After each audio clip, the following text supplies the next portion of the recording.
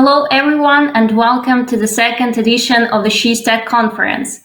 My name is Marina, and I'm honored to be here today as the representative from She's Tech Conference Committee.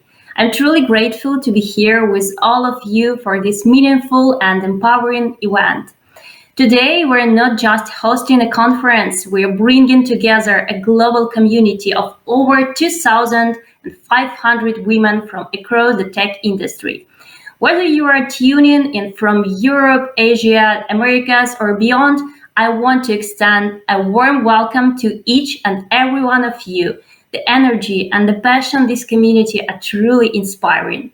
Before we dive into our program, let's take a moment to connect. I would love to know where you're joining from. Please write in the chat, tell us what country you are in and how you are feeling today.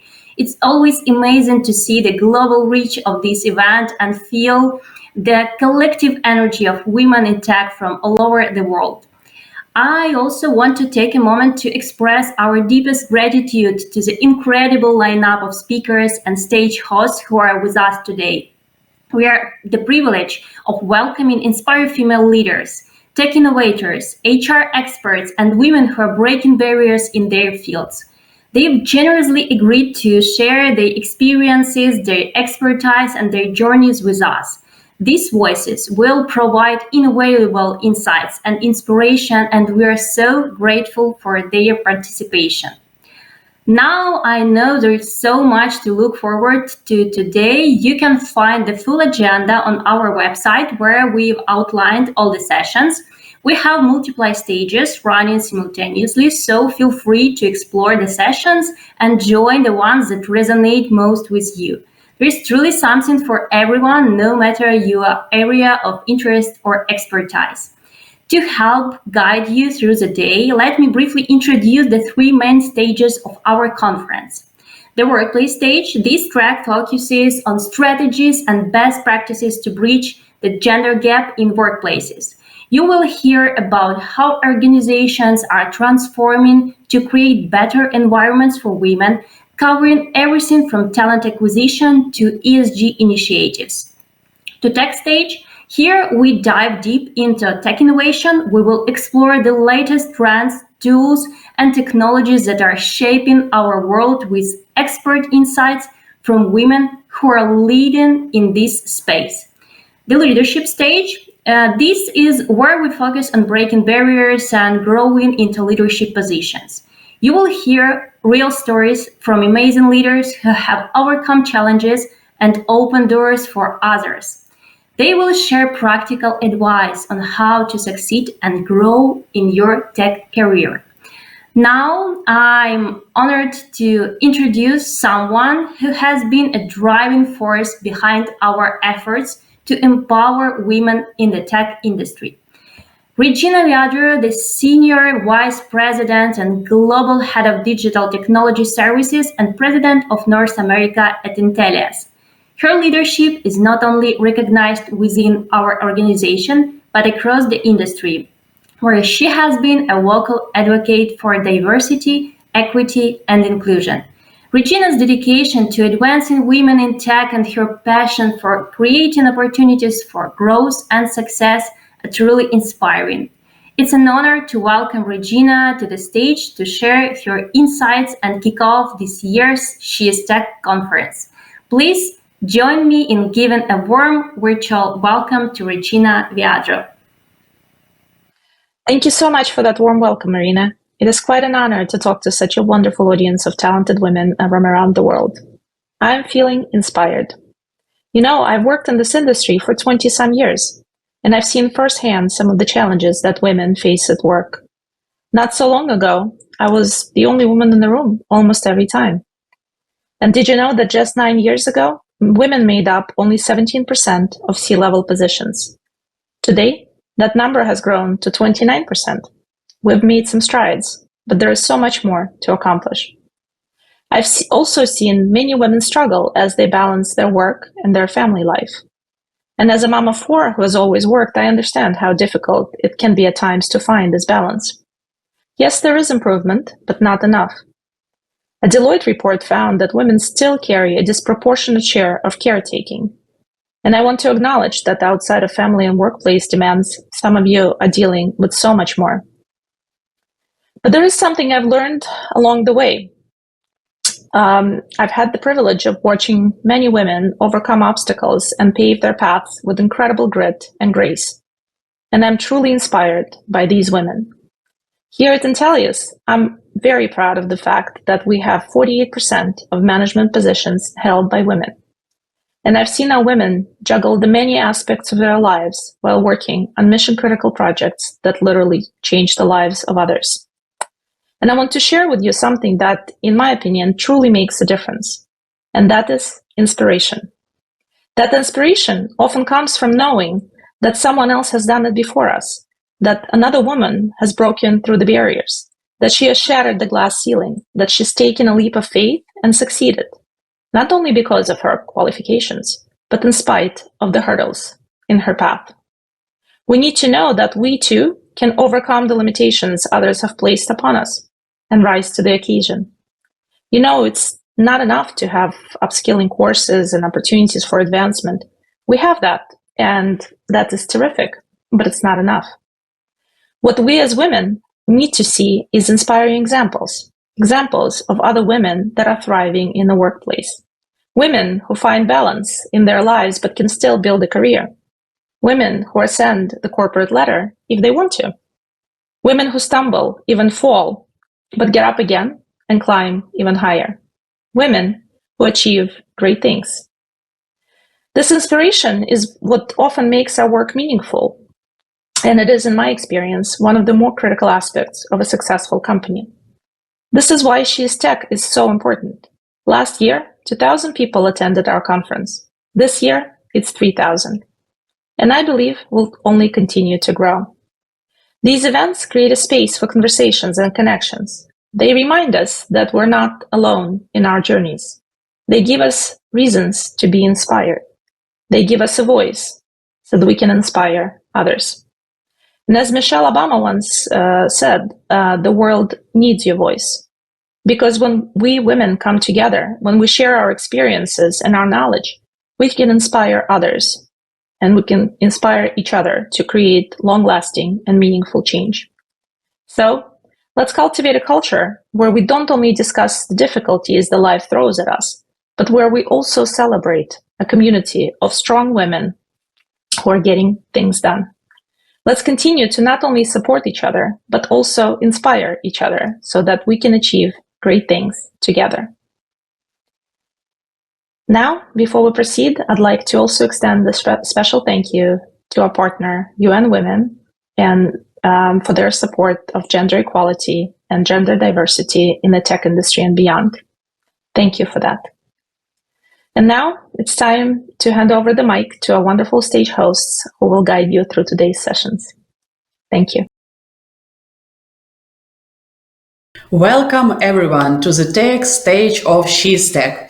My name is Darina Stepchenkova and I'm thrilled to be your host today. So let's dive together into the heart of women tech leadership. Tech industry is evolving rapidly and women contribution to this space are becoming increasingly significant despite all the challenge.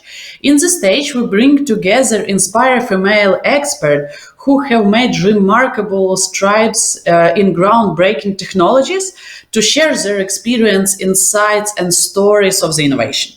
So before we dive in, I'd like to express our gratitude. The conference was organized by Intellias, and we are honored to have support of UN Women in our mission to empower and celebrate women in tech. Remember, this event is all about engaging. So I encourage you, every one of you who are watching me now, to get involved. If you have any questions, insights, thoughts, comment, anything, just drop them in chat. Do not hesitate. Our team is actively monitoring the chat, so when we get to the Q&A session with each and every one of our speakers, I will have the collected list of your questions and will be asking them, so dive in the chat. And let's keep our conversation going. This is an amazing opportunity to learn, connect, And well, what can I say more? Get ready for an insightful and empowering journey. I hope everyone has your cup of something tasty. For me, it's coffee today with me. Before we proceed, I would like to take a moment and introduce you to our She is Tech Hub. You can find the link on our site, She is Tech Conference. Get there, join it. Really great way to communicate with all the amazing women around the world. I'm also a part of this community. There would be discussions, hot topic, events invites, and many, many more. And also She Coins. It's, let's say, something that you can earn by participating in lots of different activities and changes to learn new opportunities, mentoring sessions in our She Coins shop. So please everyone join, and without further ado, I would like to introduce our next speaker. It's Michelle Brito. She is a product designer at Volkswagen Digital Solution. And Michelle began her career as a master in journalism in the University of Porto. But 6 years ago, she made a drastic change and became a product designer. Beyond her work in Volkswagen, Michelle is deeply committed to supporting women in the design community. She actively involving in mentorship through Ladies ZUX Lisbon and empowering others in their careers. In her talk, Navigating the Challenges and Growing as a Solo Product Designer, she will share her insights about what it's like to work as a solo designer in a fast-paced tech environment.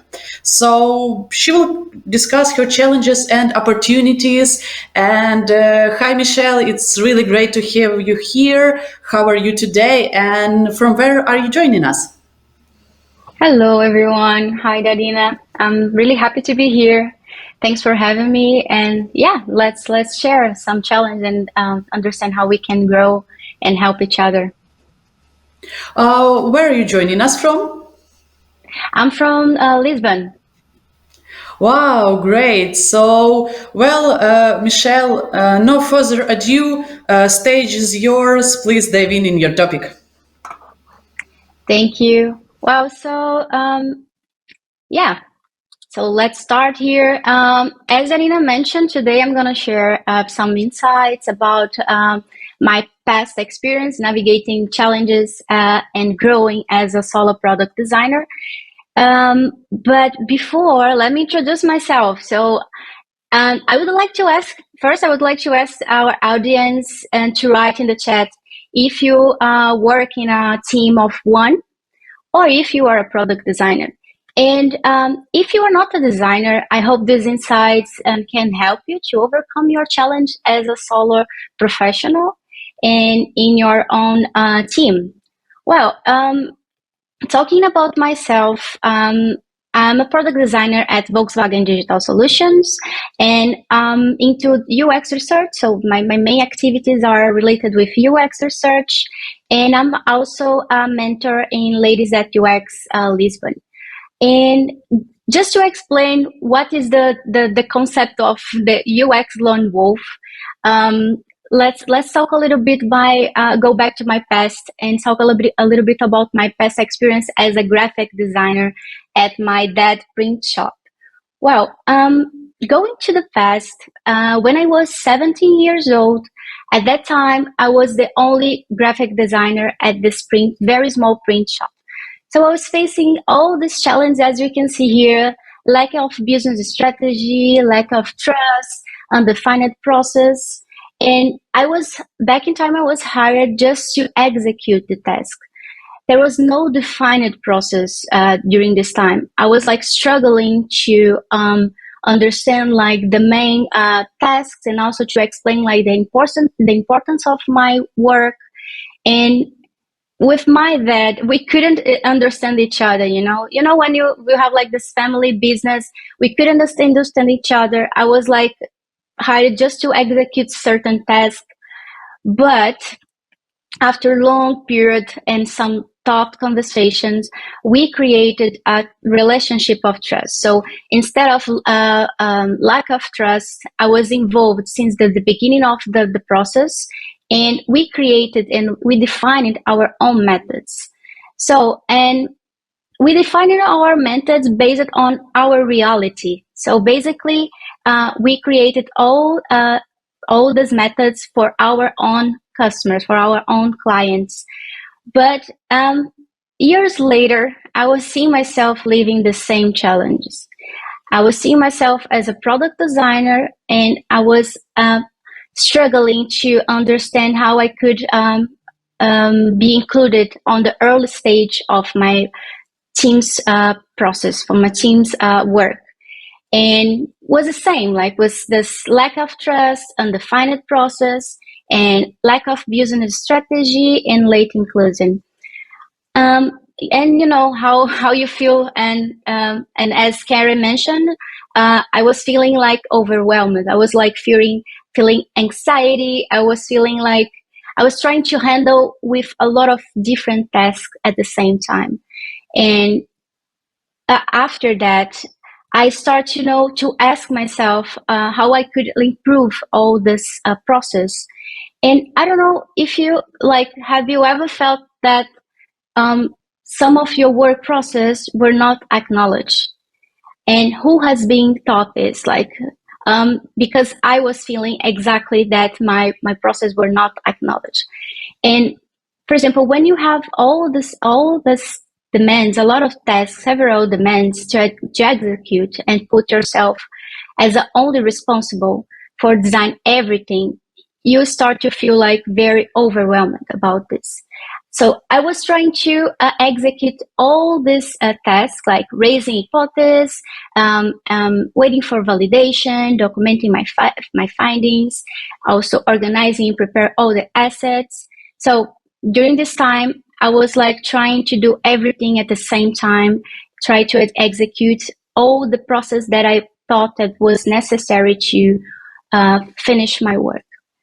And yeah, of course, when we have a lot of in our plates, we start to doubt about our capacity. So I was like frequently asking myself, do I have enough knowledge or resources to define and make the coherent decisions? Well, I was stuck in my process. I was completely stuck in my process because I defined that I had to execute each phase to finish my work. And also during all this phase in my process, I was completely focused on each phase of my methods, and my team was I was also fighting with my team to explain them that is necessary to finish each phase in my work, and they were like I was receiving a lot of demands, so it was a mess. In general, it was a mess.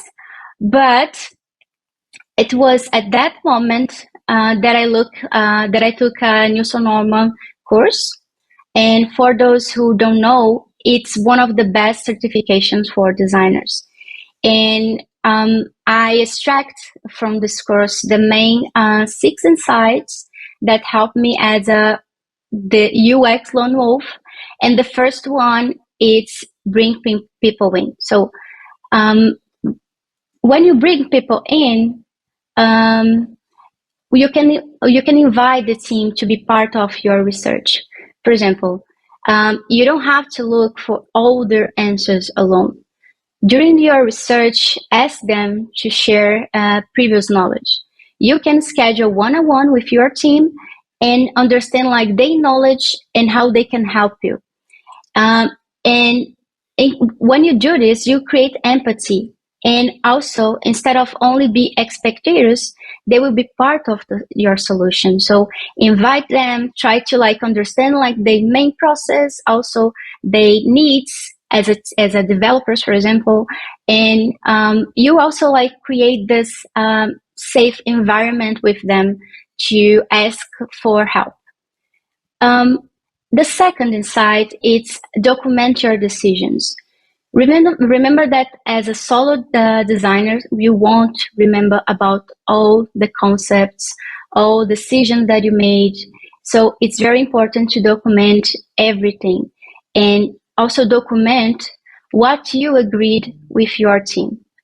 For instance, after meetings, you can try to write a list of everything that was decided and share in the meeting chat, for example. And you will put like everyone at the same page. So for me, it was like the best solution, because after our product sync, I decided to like create a list of topics that we decided and sending our chat. So my team, my product team was like aware and was about our decisions. And in the end, I put everyone at the same page. And the third insight is like define where your presence is essential. So when you define where your presence is essential, you are like protecting your time.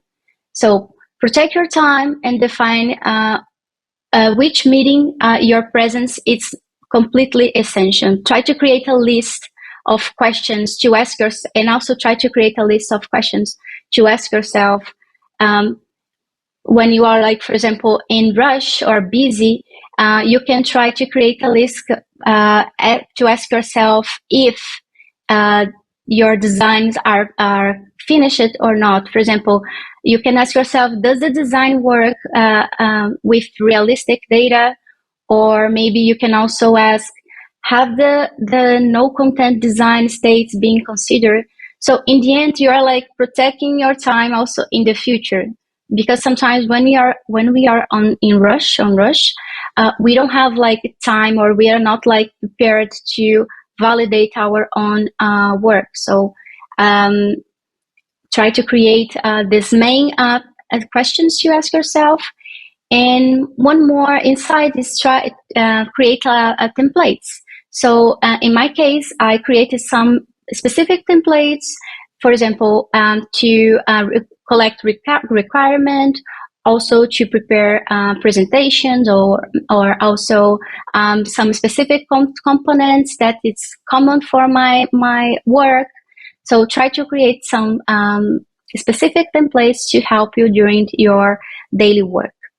One more insight, it's really important to share your process.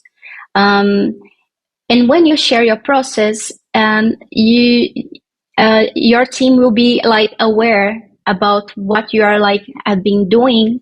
And one insight, maybe it's like share your before and after. You can create some presentations for your team to share how the product was before and how the product is now. And once you share all your progress, you like present your impacts. So you can also and the important thing is that your team understand the impact of your work in the product. So try to share not only your progress, but also some specific numbers about your impact. And one more insight is define a flexible process. So as I mentioned during my work, the period that I worked as a graphic designer, we didn't have like a specific process to gather all the insights from the customers. So again, instead of just like try to follow the process that is defined for designers, for product designers, like design thinking, for example, try to define your own process, try to identify with your team what is the best for your team, and try to negotiate with them to adapt your process to the team reality. And I think for me, to identify what is fundamental to build a good collaboration, and you can adapt this process with your team. And of course, you can create a support network. I think for me, this is one of the most important insights, because I created my support network and I found my allies. So After presenting your progress, and defining a flexible process, you will naturally create your allies. And they can be like anyone who understands the impact of your work or in your product, or maybe someone that is just like very interested about UX.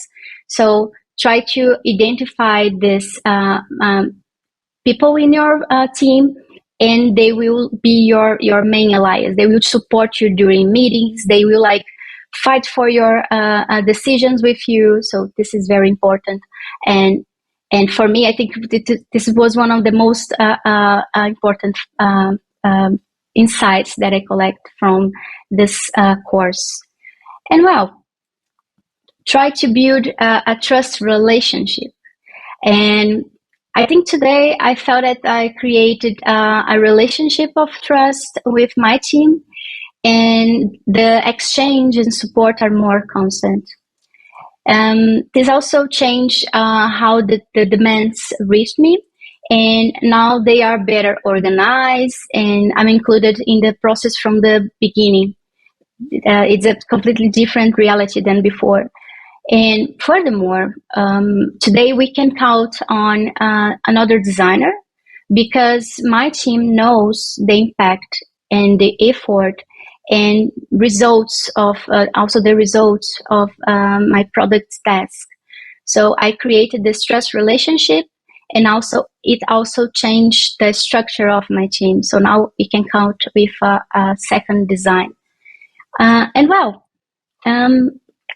try to seek guidance, because I think I took long time to ask for help, because I was immersed in my own process. So don't do the same. Seek for support, seek for guidance. Ask to your team, and also not your internal team, but try to find external communities like the one that I participate in Lisbon. So during this time, I was struggling to understand how I could be a better professional and also deal with 3 different products at the same time. And I found the ladies at UX Lisbon. And during the meetings, I had the support when we support each other to understand our process, and also to receive some insights about what I had been doing, and maybe to understand how I could better organize my tasks. So it was very helpful for me to identify this, also the internal allies and the external allies. So yeah, and remember that you are not alone. You just did not call for help. And I think it's very important, like, understand that once you call for help, you'll definitely find good people to help you. So, and I'm also one of this. So if it's necessary, get in touch and tell me how I can help you. Thank you. Thank you, Michelle. Thank you for your insights. I definitely will be the first one who will contact you the LinkedIn after our conference. And guys, welcome to the chat. Please write your questions. My team is monitoring them, and I will be happy to ask them. And while we're waiting for the questions from the chat, Michelle, one small questions from me. Let's say one advice for the persons who would like to pursue the same journey as you, right, as a product designer. Let's say one phrase of advice. What would it be? I think like my first advice is like try to find a mentor, because without a mentor, you'll be like struggling to identify your path, like to identify the best path to build your career. So that's what we do in Ladies at UX Lisbon. We have the mentorship program, and it's for free, and you can like find a mentor for you, and you can ask the main questions about what you think, like in terms of a career, or what you expect to be. And I think like my best advice during their very early stage as a designer, as a product designer, try to find a mentor to help you during this path, to build your path actually. Thank you, Michelle. Let's jump into the few questions from the chat. What is the best certificate? Yeah, in terms of certification, we have the New Normal group. It's one of the best certification, but of course, it's not like the mandatory. But they have like also some amazing articles for free. And if I could say New Normal group, or maybe the Design Foundation, the Interaction Design Foundation. We have some good courses also for free at Google. So if you want to start, and if you want to migrate for the UX UI world, I think you have a lot of free content on internet. So but I think in general we have like the three main certifications. Thank you.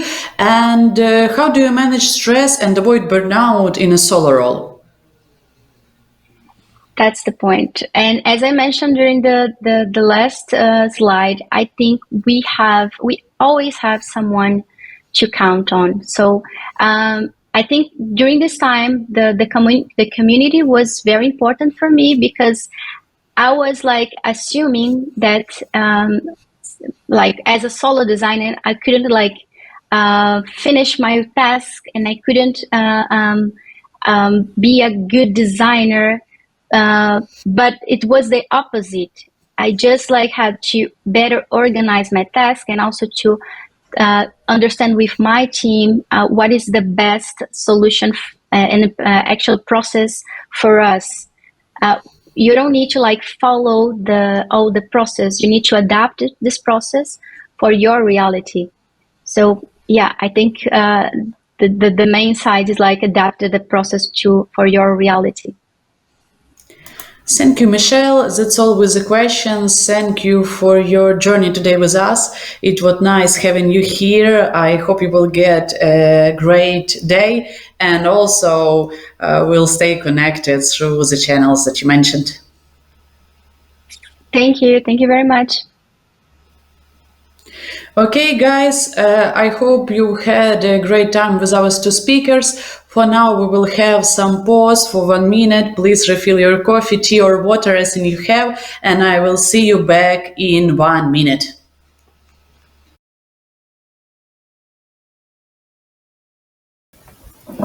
Welcome to the second part of the Tech Stage at She's Tech conference. My name is Juliana Popova. I'm a software developer, co-founder of Frontend Queens, and I'm thrilled to be your host this afternoon. Get ready for an insightful and empowering journey. Also, as we go through the sessions, I encourage you to be part of the dialogue. Please feel free to leave your questions in the chat, and we'll make sure to address as many as possible during the Q&A. Let's make this an interactive and engaging afternoon together. Up next, we have a fantastic talk lined up.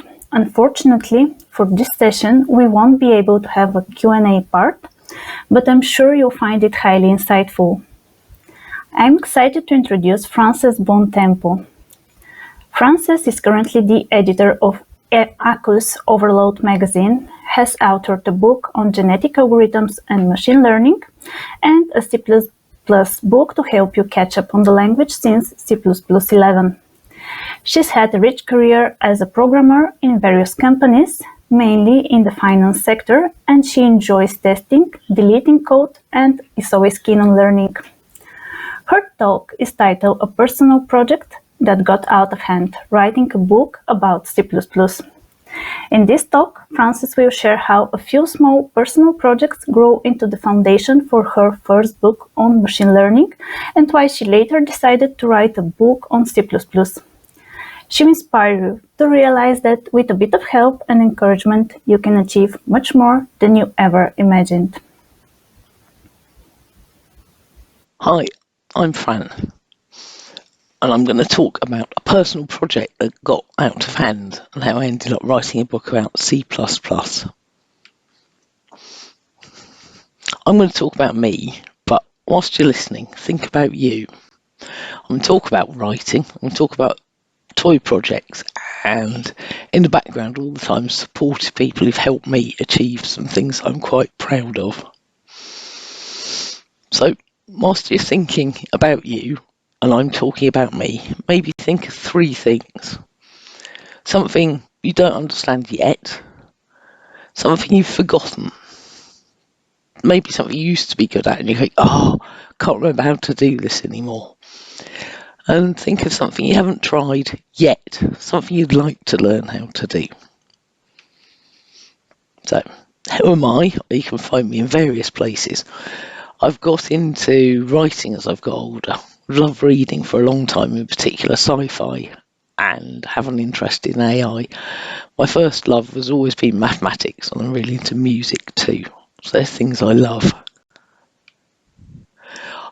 I went back to academia after a stint of about 4 years coding and did a PhD, which you can see the very long title of on the picture. It was basically trying to predict whether chemicals are toxic or not using machine learning and AI techniques. I said I was interested in AI, and this gave me an opportunity to learn about loads of machine learning, data mining and AI techniques, which was fantastic. Whilst I was doing the PhD, I thought I'm going to have to write some code, and I've done this as a job for maybe 4 years by then. I need some help, and an old colleague told me to join AcQ, so I did. I started by writing some book reviews for them, which gave me free books, which is always a good thing.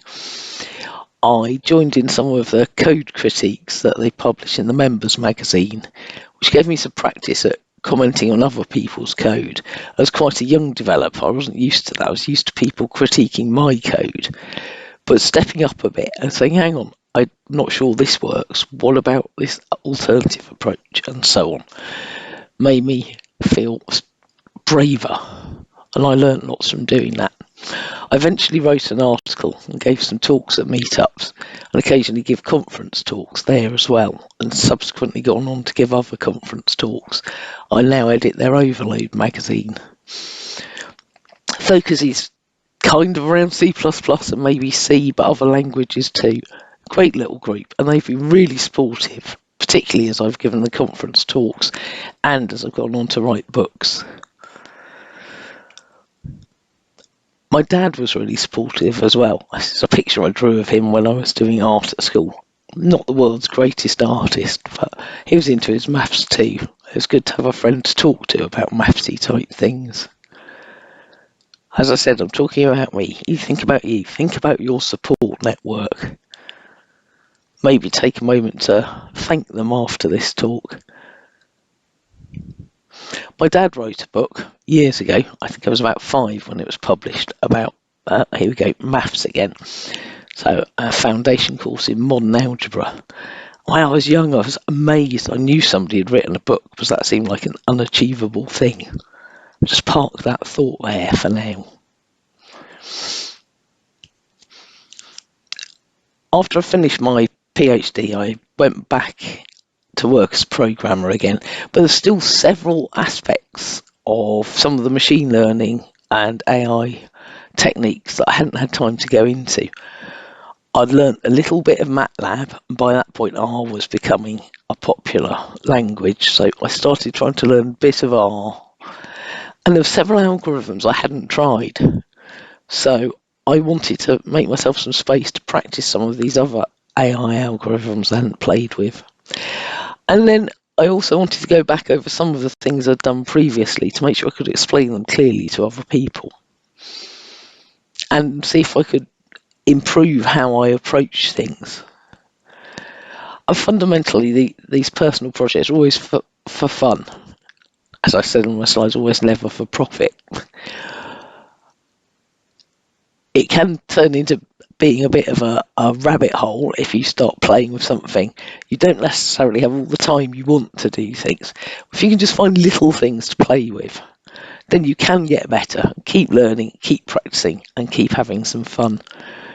I was in a privileged position of managing to find some time on evenings and weekends to do this. Maybe you don't have that sort of time, which is fine. In that case, try and elbow some time at work to keep learning and to keep practicing. Maybe you can set up a little community with some people, go through things at lunchtime, or even elbow some room, say on a Friday afternoon, to work through something with some of your colleagues. We're knowledge workers and we need to keep learning things. So find a way to get the time you need to learn what you need to learn. Maybe put something on your annual review about what you want to learn over the next year. Take some time today, now, to think about gaps in your knowledge, things you want to play with, things you want to get better at, and things you might enjoy doing. Obviously, tech keeps changing a lot. The latest algorithms, latest versions of things means you need to stay on top of things, and you need time to do that. How do you keep up? Or maybe something like ACU or some other meetup or online learning community or physical community you can go to helps. Maybe if you start teaching or mentoring other people, you can learn too. Have you ever given a code review? If not, why not? Even if you're quite a new member of the team, if you start reviewing other people's code, you can learn how they're approaching things and it gives you a place to ask questions. Maybe read other people's code, read some blog articles, listen to some YouTubes. Maybe write your own blog, or keep your own notes, or give a little talk to your team. Just make that one little step. Be brave. Learning's a lifelong thing. It takes time. So I've talked about personal projects getting out of hand. If you want to sit down and learn something, and you've got a blank file in front of you or a blank piece of paper, you can freeze up. You maybe want something to go back to as your main starting point so you don't freeze up. Grayson Perry is an artist who you may or may not have come across, and he's got a totem animal, I think, called Mr. Measles, that he tends to use in a lot of his creations based on a toy he had probably when he had measles as a kid. So he's got a starting place. So what starting place do you have? Sometimes we'll do code katas like FizzBuzz, or similar, just a little toy problem that's not difficult to just practice. Maybe if you're playing an instrument, it's like practicing your scales. So my go-to problem is coding your way out of a paper bag. I said I gave a conference talk at ACU. That was my first conference talk. It's a silly, flippant title, but I wondered what that might actually mean. And I demonstrated a few ways you might be able to code your way out of a paper bag and encourage people to sign a certificate afterwards if they thought I'd done well enough, which is proudly sat on my wall at the moment.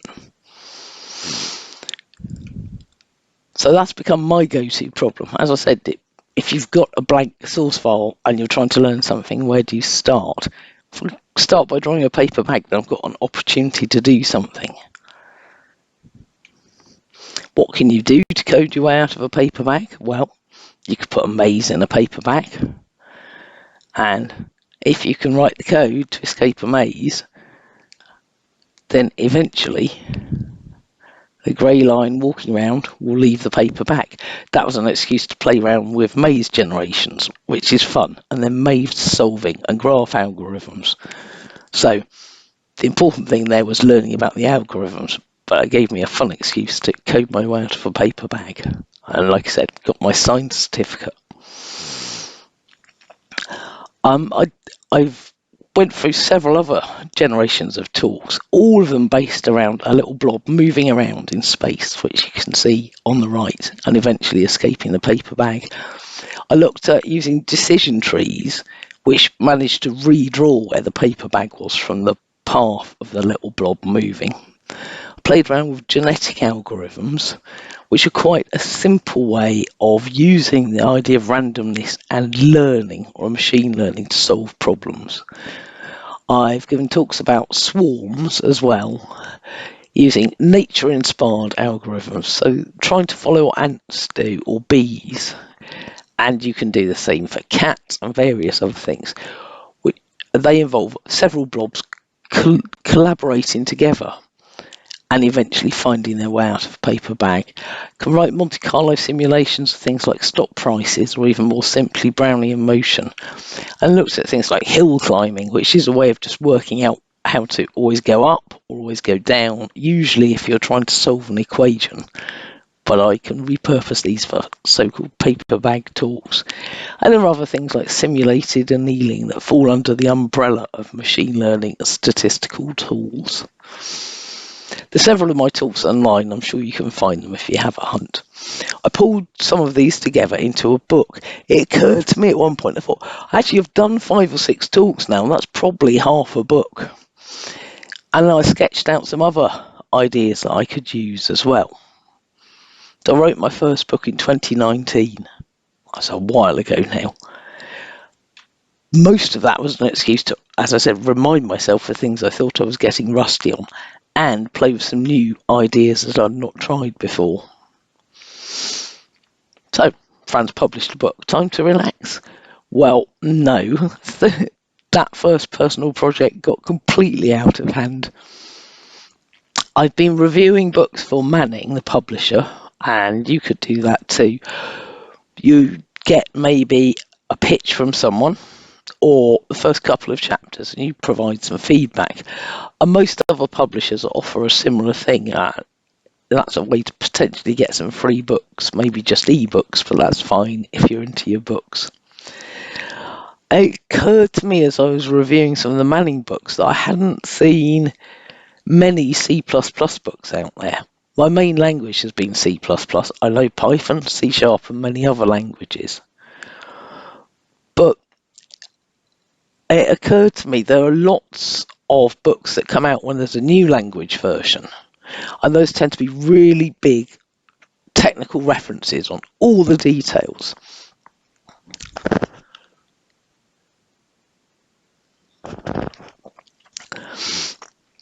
And I know a lot of people who used to be pretty good at C++ and ended up in some quite high-flying jobs in finance, say in London or similar, on quite high salaries. But they had lost track of C++ because they'd quite rightly learnt some other languages. And if you blink, you can get left behind. That can be quite depressing. If you go, oh, I used to know this, I used to be good at this, and now I've lost all my muscle memory, everything's changed, where am I going to start? Like I said, sitting down and reading a huge reference book on a specific language version might not be that easy.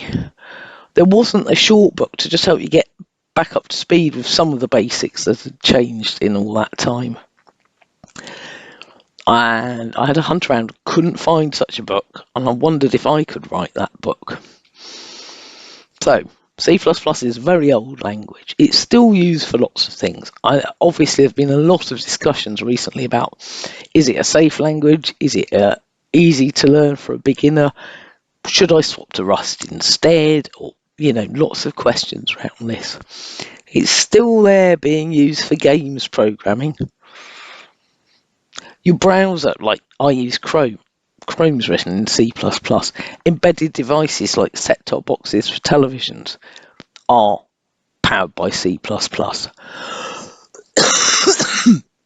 If you're using Python to do some data science, lots of the mathematical libraries that you're calling into are written in C++.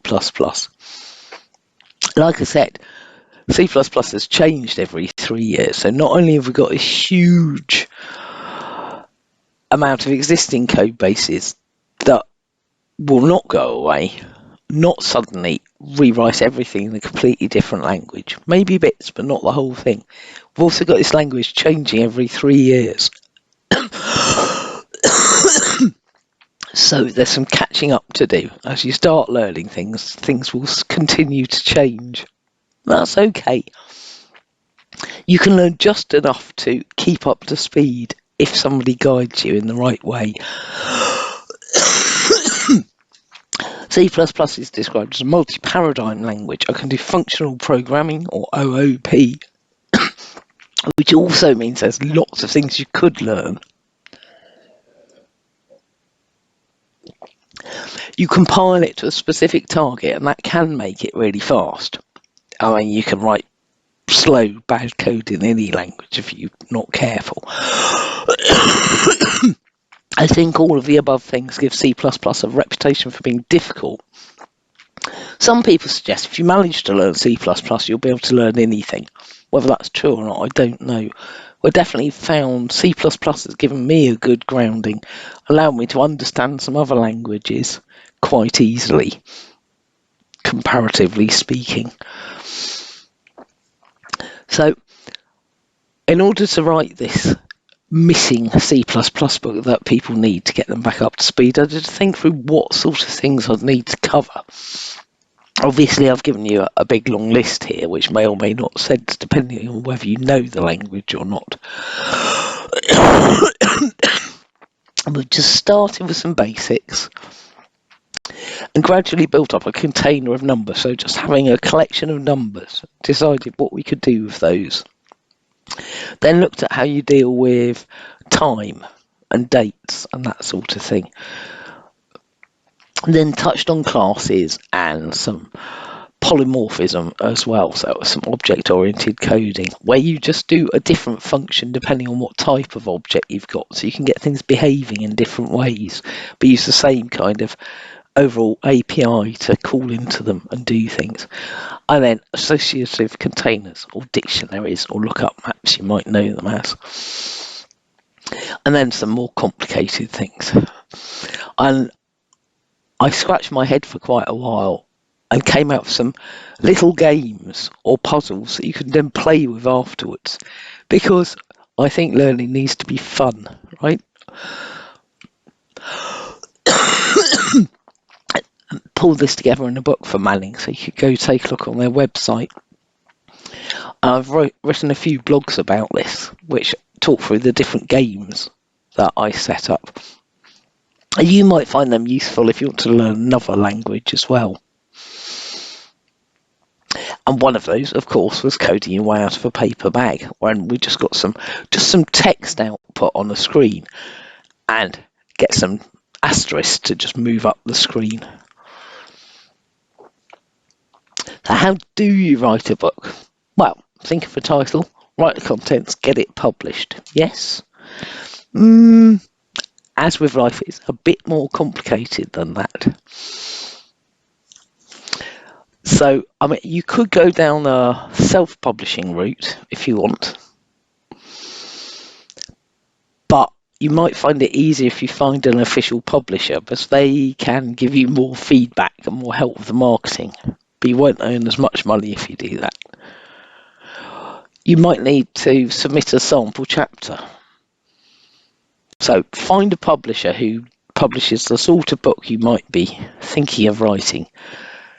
Maybe write a sample chapter, write a proposal, like what you're going to write about, sketch out table of contents. Have a think about how long it might be, who your target audience are. Again, each publisher tends to have a list on their website of what sort of thing they want in the proposal. Send it off, and you will get some feedback, and you will be told, I don't like this bit, what about that bit, don't do the other. And at that point, you might need to tinker with the proposal. Having watched some people write proposals for various publishers, see a lot of people get disheartened at that point and go, well, I'm not changing this. And that's fine if they want to go off and publish it themselves. But if you're going to try and do something, somebody will sometimes say, hang on, that's not quite right, or I don't like this approach. You don't need to do what you're told, but you need to deal with that feedback. And the publisher might say, we're not interested. And that's okay as well. That's not the end of the world. You might be able to find someone else instead. And you end up in this kind of little feedback loop. And maybe you have to rewrite your sample chapter. You'll write the contents. You'll get feedback. You'll rewrite things. You'll tinker with things. And surprisingly difficult to think of titles, and lots of publishers have got their own ideas of what sort of titles fit the kind of books they're writing, so that can be a bit of a blocker, and then eventually you get published. So it's a process. How do you deal with a process that might be quite drawn out? it's taken me at least a year or two to write both of my books. Nearer 2 years for the first one, nearer 1 year for the second one. I personally keep a notebook to hand. I have some paper and pen somewhere I can scribble things on, even if I'm going out for a walk or something, because you never know when the inspiration's going to hit you. But just because you've written down a note to maybe do something doesn't mean it's a good idea. When you look back at things, you might go, no, actually, that doesn't really fit here. That's a distraction. But that's all right, park it. You could use it for a blog post later or talk to someone else about it as a new learning experience or something different. As your mind's wandering, as you're trying to learn something or create anything, you will start seeing new ideas. But then it's quite easy to get really distracted by the new ideas. So just maybe park some things sometimes, write them down. Like I said, C.1, write them down, come back to them later. Focus on one thing at a time to a point. And that applies to so much more than just writing a book. Any kind of learning, dealing with a problem at work, same sort of thing. Just think of things, maybe ditch some things, actually achieve some of the things. How do you keep motivated with something that might be going on over several weeks or months? Well, any form of gamification is good. If you know how many chapters you're aiming to write, or just a little list and tick one off each time it's done so you can see your progress visually. And same if you're trying to solve some problems, write down all the things you need to find out about and tick them off as you go. Might help you feel good about things. If your body is tired, your mind doesn't work either. Don't stay up till 2 in.the morning trying to finish this chapter tonight. Don't sit at your desk all day. Go for a walk. Get some exercise. Whilst you're doing that, just take a moment to give yourself a pat on the back saying, look, actually, I've not done yet. It looks like a mountain in front of me, but I've got this far. This bit's all right. I've achieved this. I've learnt this one thing. I've written this one chapter. It's really important to be kind to yourself when you've got stuck. Remind yourself about what's worked, especially when things are going wrong. A pace is non-linear. You might go, yay, I'm on a roll, so if I continue like this, I'll be finished in 2 weeks. Life's not like that, right? Sometimes you're on a roll and then you just hit a brick wall and you have to stop. So yeah, look after your body, go for a walk, chat with your friends, keep yourself cheerful. Moan and complain to some of your support network if you're stuck, if that helps. Don't beat yourself up if you've ground to a halt or aren't going as fast as you hoped. That's fine. I personally found by using a publisher that meant I got some external deadlines, so I had something to aim for. And yeah, we slipped by a few days and a few weeks in places, but having that extra motivation from the outside helped me. And reminding yourself why you're doing something is important. I said earlier on, I did a PhD. Some of you might be in the same place and find this equally annoying. If you've got to fill in your title on an online form, Mr. Straightforward, right? And if you're female, you can be Ms, Miss, Mrs. I thought, if I get a PhD one day, I can just say doctor and cut out this, oh, are you married or not? Oh, are you divorced or not? A guy actually had the nerve to ask me that once when I was filling in a form and they didn't have the option of Ms. And I don't know about you, but I was quite offended somebody probing into details about my personal life. None of your business. So my motivation for the PhD was one day I'm going to be able to say doctor if I stick with this. And that helped me keep going. So remind yourself why you're doing something. That might keep you motivated. You get stuck on things as well, whether you're writing a book or solving a chewy problem or trying to learn something new. You will get stuck. That's okay.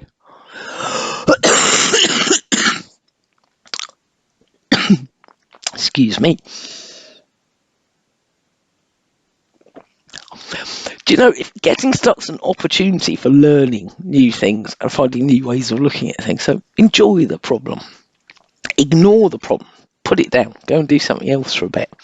Have some good friends around you to talk the problem through with. Do you know, if you're writing your own book, unlike maybe a problem at work, you can move the goalposts. You can say, actually, I'm not writing a chapter on this. I'm going to make the focus this other topic instead, because that's easier to write about or more relevant. That's the thing about your personal project and your self-learning. You're in charge. You can change what you're aiming for. And don't be downhearted if you get stuck. That's fine. Somebody else might be able to unstick you, or you can do something else, or you can come back to it. The next thing you need to learn to cope with is dealing with feedback. And this happens whether you're writing a book or writing code at work or in most areas of life. Dealing with feedback can be really hard. If you've written some code and somebody does a code review, it's quite easy to take it really personally. And that's understandable, but it's not meant like that. So just calm. Don't panic. Do listen. Breaking news, you don't have to agree with what anybody says about you or your work. You can ask why. You can weigh up whether that's the most important part or not. You might have an opportunity for the two-way conversation. You might just get some anonymous feedback from someone, in which case you can sit back and think about it. And if you're working on your own personal project, it's your project, so you can move your own goalposts if you want. But learning to deal with feedback and learning to weigh up whether it's useful or not, and whether it's going to drive your project to something better or not, is important.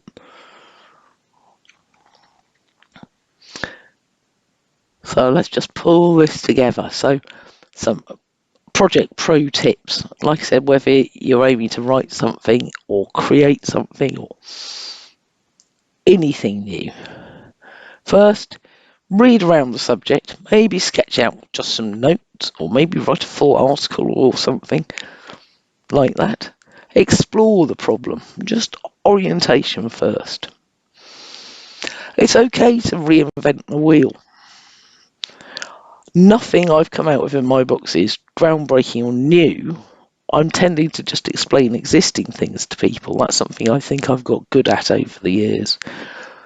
And it might be that you can explain things clearly to people as well. Or you'd like to understand things better so you can explain them clearly. Go for it. And failure is an option. You might try something and it doesn't work. That's okay. You still learn from things going wrong. So for your personal projects, whether that's learning new things at work, writing something useful at work, writing a book, be that a tech book or a storybook even, ask yourself a question. Maybe, as you're listening to the talks today, speak up and ask a question. Just getting used to your voice being heard out loud can make you braver. So that's something that's worth doing. When you're listening to other people speaking, think of a question and actually ask it. Maybe write up something you've read about. That can be as a blog post. Or you could write something up and send it to me as Overloads editor and I can help you get it published. Or maybe you can do it for a mail shot for colleagues at work. Or even just chat to some people at work or your friends about something you're trying to get your head around, something you're trying to learn. Try explaining it.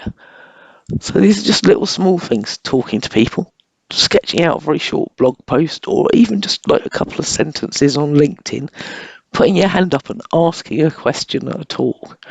Just try something little to make you braver. and then you might achieve something you never thought you'd achieve. And for me, writing a couple of books was, if you'd told me that years ago, I wouldn't have believed you. But seeing my dad manage that, and some people around me manage that, has made me braver. And yet, maybe try and stretch yourself a bit. If you only understand something partly, it's okay to ask questions, find out more, like gradually fill in the missing bits and maybe find analogies with different topics and learn about things. If you just know something a bit, maybe that's your personal project. Fill in some more of the gaps, learn more. So over to you. At the beginning, I said, think of something you don't understand yet. Maybe as I've spoken, that's something like that's come to mind. Jot it down. Think of something you've forgotten. Maybe something you studied at university or did a year or two ago and it's gone rusty. Well, get that back on your radar and learn it again better. Think of something you've not tried yet. Another programming language, another human language, learning to play an instrument, writing a kid's storybook. Jot down some notes for yourself of things you'd like to achieve. Go for it. So, if you want to write something, get in touch and maybe I can get that published for you on Overload. If you want to talk through ideas with me, do it. And if you want to ask questions at any of the talks that are going on, be brave and ask. I hope that's been helpful. I hope that inspires you to achieve some of your aims, and I hope that you manage to achieve more than you ever thought was possible. Thanks for listening.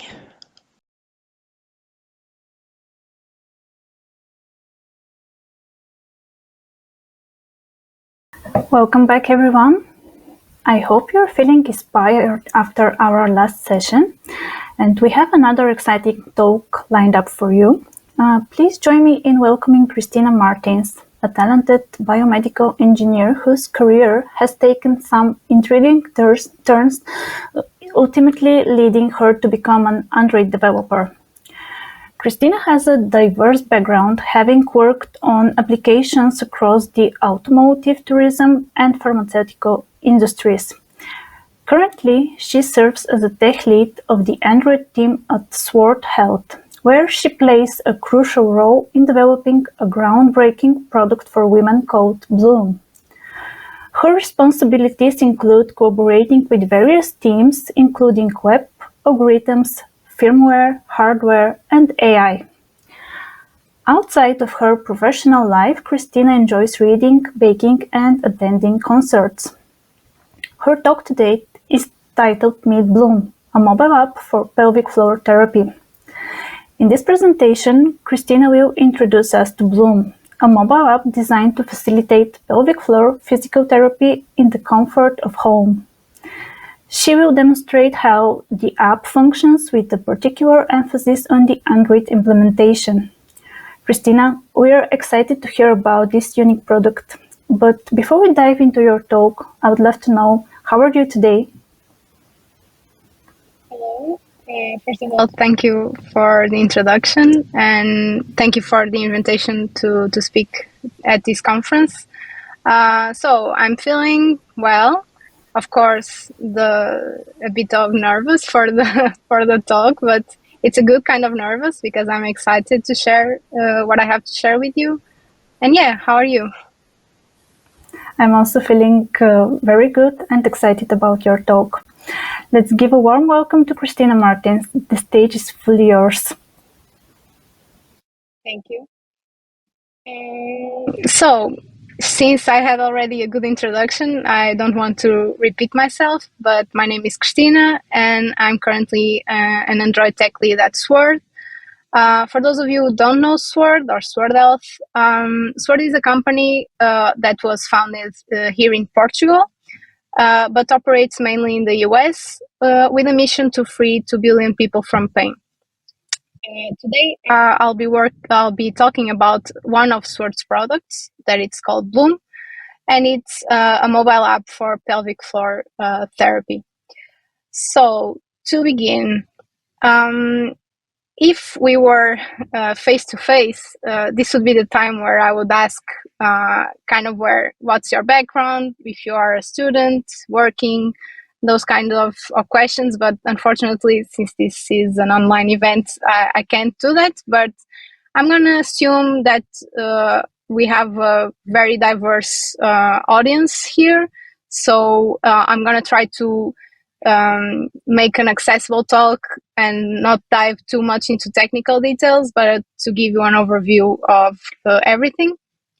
And to also introduce myself, because since this is a conference that's meant for sharing experiences, inspire, and also break some barriers, I think even though I don't love talking about myself, I think it's important that we share our experiences so that other people in a similar situation have some reference points to what their career might become. So, in my particular case, I studied bioengineering back in 2012. At the time, I wasn't really sure about what I wanted to study because I liked the variety of subjects. I wasn't really sure what I wanted to do in the future. So I basically picked this course because it was very generic. It had a range of subjects from biology, chemistry, also programming, a bit of physics, so a bit of everything basically. And this course was really good for me to open horizons, so to be able to think outside of the box, to learn how to solve problems basically. So when it was time to do my master thesis, I already knew that I didn't want to pursue an academic career. So I aimed to do my thesis at a company.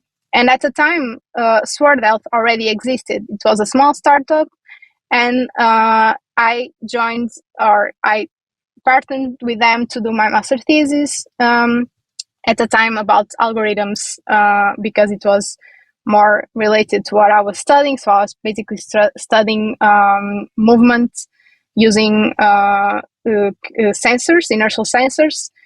And it was basically my first contact with the actual software industry, because even though it was a scientific thesis, it was in business setting. So I was able to see how they developed their software. At the time, it was a very small team, so it was curious to know how a startup worked, basically. Unfortunately, at that time, they weren't really hiring, so I had to search for another company to start my first professional experience, and I was lucky to join Alternate Software Engineering Academy. So basically, they were hiring new graduates from different backgrounds to kind of have a month and a half academy to kind of shift our focus to software engineering. At that time, I was planning on following a QA path because it was something that brought my eye when I was at Sword. I thought that I could use maybe my skills as a QA, and that would be a way of entering the software world. But after the academy, I was actually allocated to development role. And in 2018, there was a client that required mobile developers, and I had the opportunity of working with Android. So that was actually my first contact with Android. As I usually say, it wasn't really planned. So I had an idea. That idea was QA. Then I was challenged to do development, and then the opportunity to follow Android was given to me. I usually say by luck. Some people say it's not, but yeah, it was pretty random. Then between 2018 and 2021, I worked as an Android developer in different industries. But I always had that passion for health because it was kind of related with my background. And in the meantime, Sword grew a lot as a company. So it was no longer a startup. It was ramping up, hiring actively. And I had a couple of friends and old colleagues working there, and they challenged me to join. And it was exactly at that time that the Sword was launching the Bloom product. So I joined at the very beginning of the Bloom product, and I've been working on that product since then. And initially, I was the only Android developer on the product. In the meantime, the team grew. So this year, I became a tech lead for the Android team of the Bloom app product. So overall, this is my path so far. I hope it serves as an example. And what I usually say is that don't try to plan too ahead, especially when you're just graduating or even picking up your course, because life has a way of putting itself together. And in 2012, I would never say that I would end up being an Android developer. So don't focus too much on planning. Just try to be open to opportunities, invest in yourself, and things will come forward eventually. That's kind of my takeaway message from this. So enough about me. Let's get to know Bloom. So what is Bloom actually? Bloom is a pelvic floor therapy program for individuals with vaginal anatomy. Okay, not human exclusively, but everyone with vaginal anatomy. It's used for prevention and treatment of various pelvic floor conditions, which I'll go over in a bit. And this is particularly important. It's guided by pelvic health specialists, so everyone has a professional guiding them through the journey.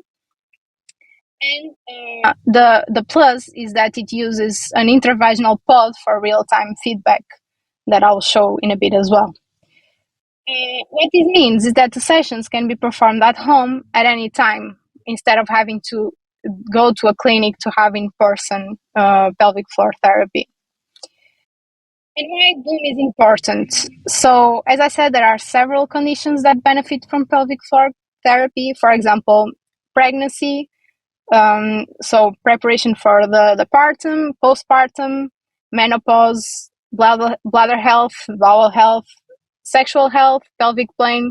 So there are several things that are linked to our pelvic floor that we don't even imagine. So there's a lot of conditions that the Bloom program can cover. And what this means is that it's particularly important because all these conditions happen in 1 in 3 women. And also 41%, for example, 41% of pregnant women believe it's normal to have urine leaks during pregnancy. This means that a lot of people have these problems in silence, and they don't know that there are solutions for it. They think it's normal, and they don't do anything about it because it's not common knowledge, okay? Also, 62% of US women with chronic pelvic pain reported reduced productivity. So this is something that's actively impacting the working class. So people that need to do their job and can't because of pain and are suffering in silence.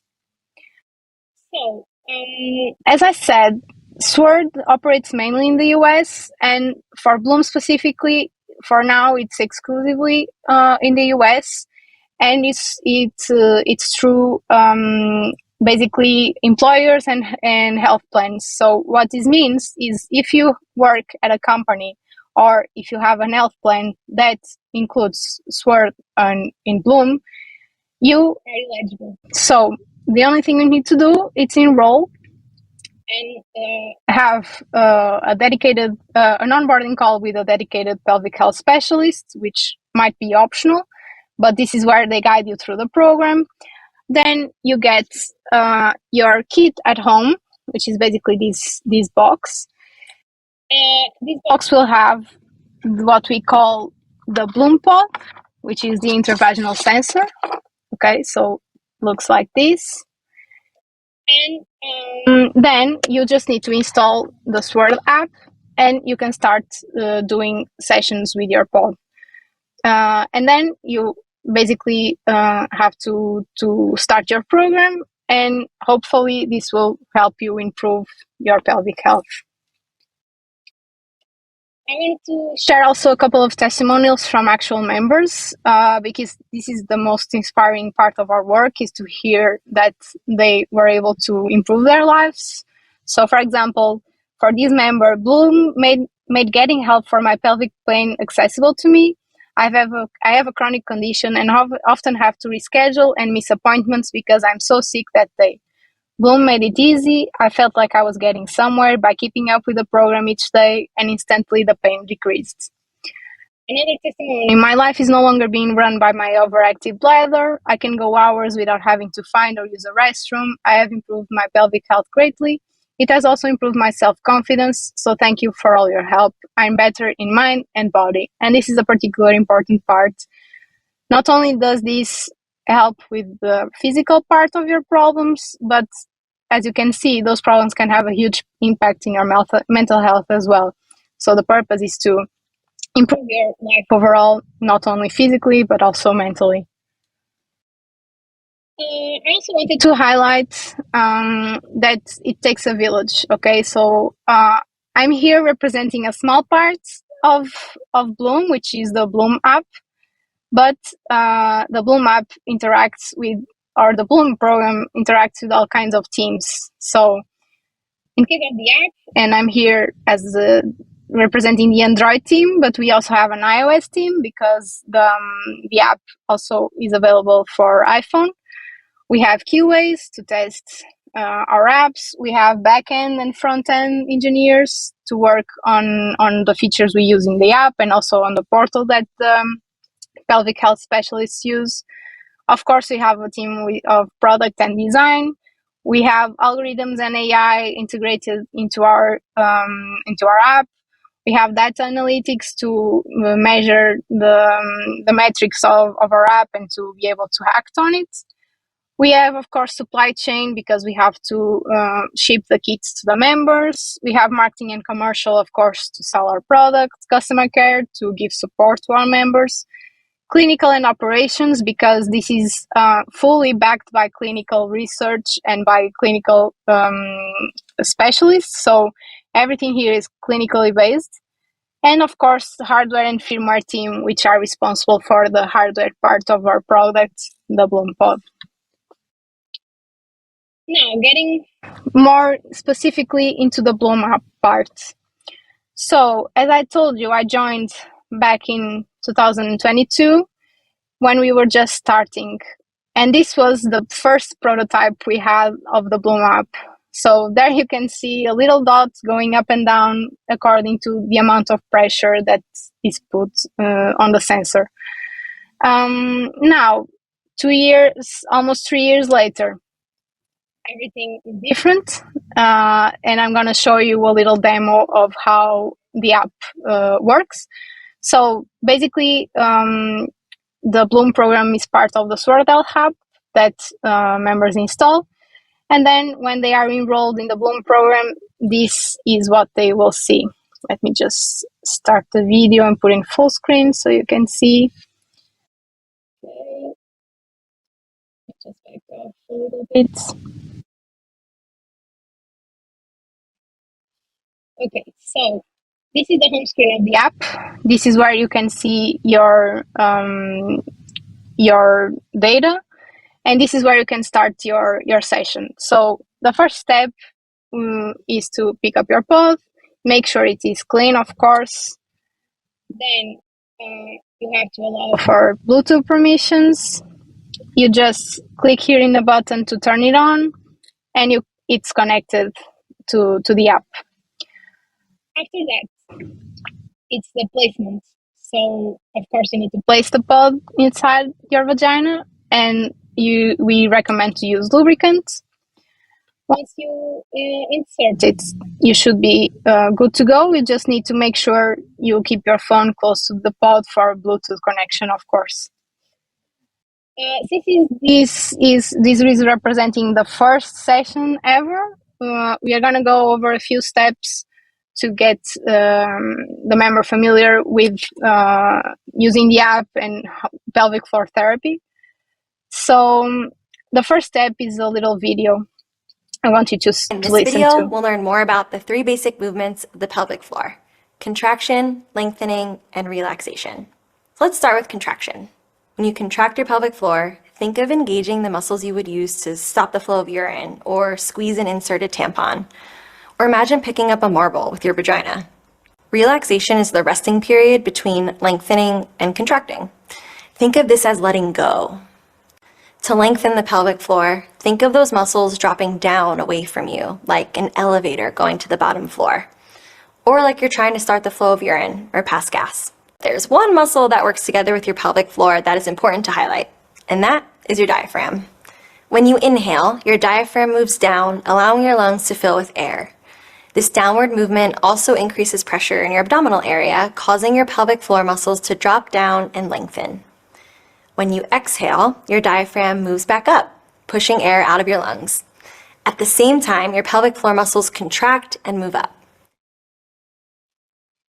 Okay, so this is basically to cover the basic movements of the pelvic floor. Maybe not all of you are familiar, but yeah, this is basically what we can do with your pelvic floor. You can contract, you can relax, which is basically be neutral. You can lengthen, which is like forcing to be relaxed. And at the same time, you should use your breathing to coordinate the entire thing. So the next step, we advise the members to keep their sound on because we have a full immersive experience, and also because next we will introduce our AI assistant, which is called Phoenix.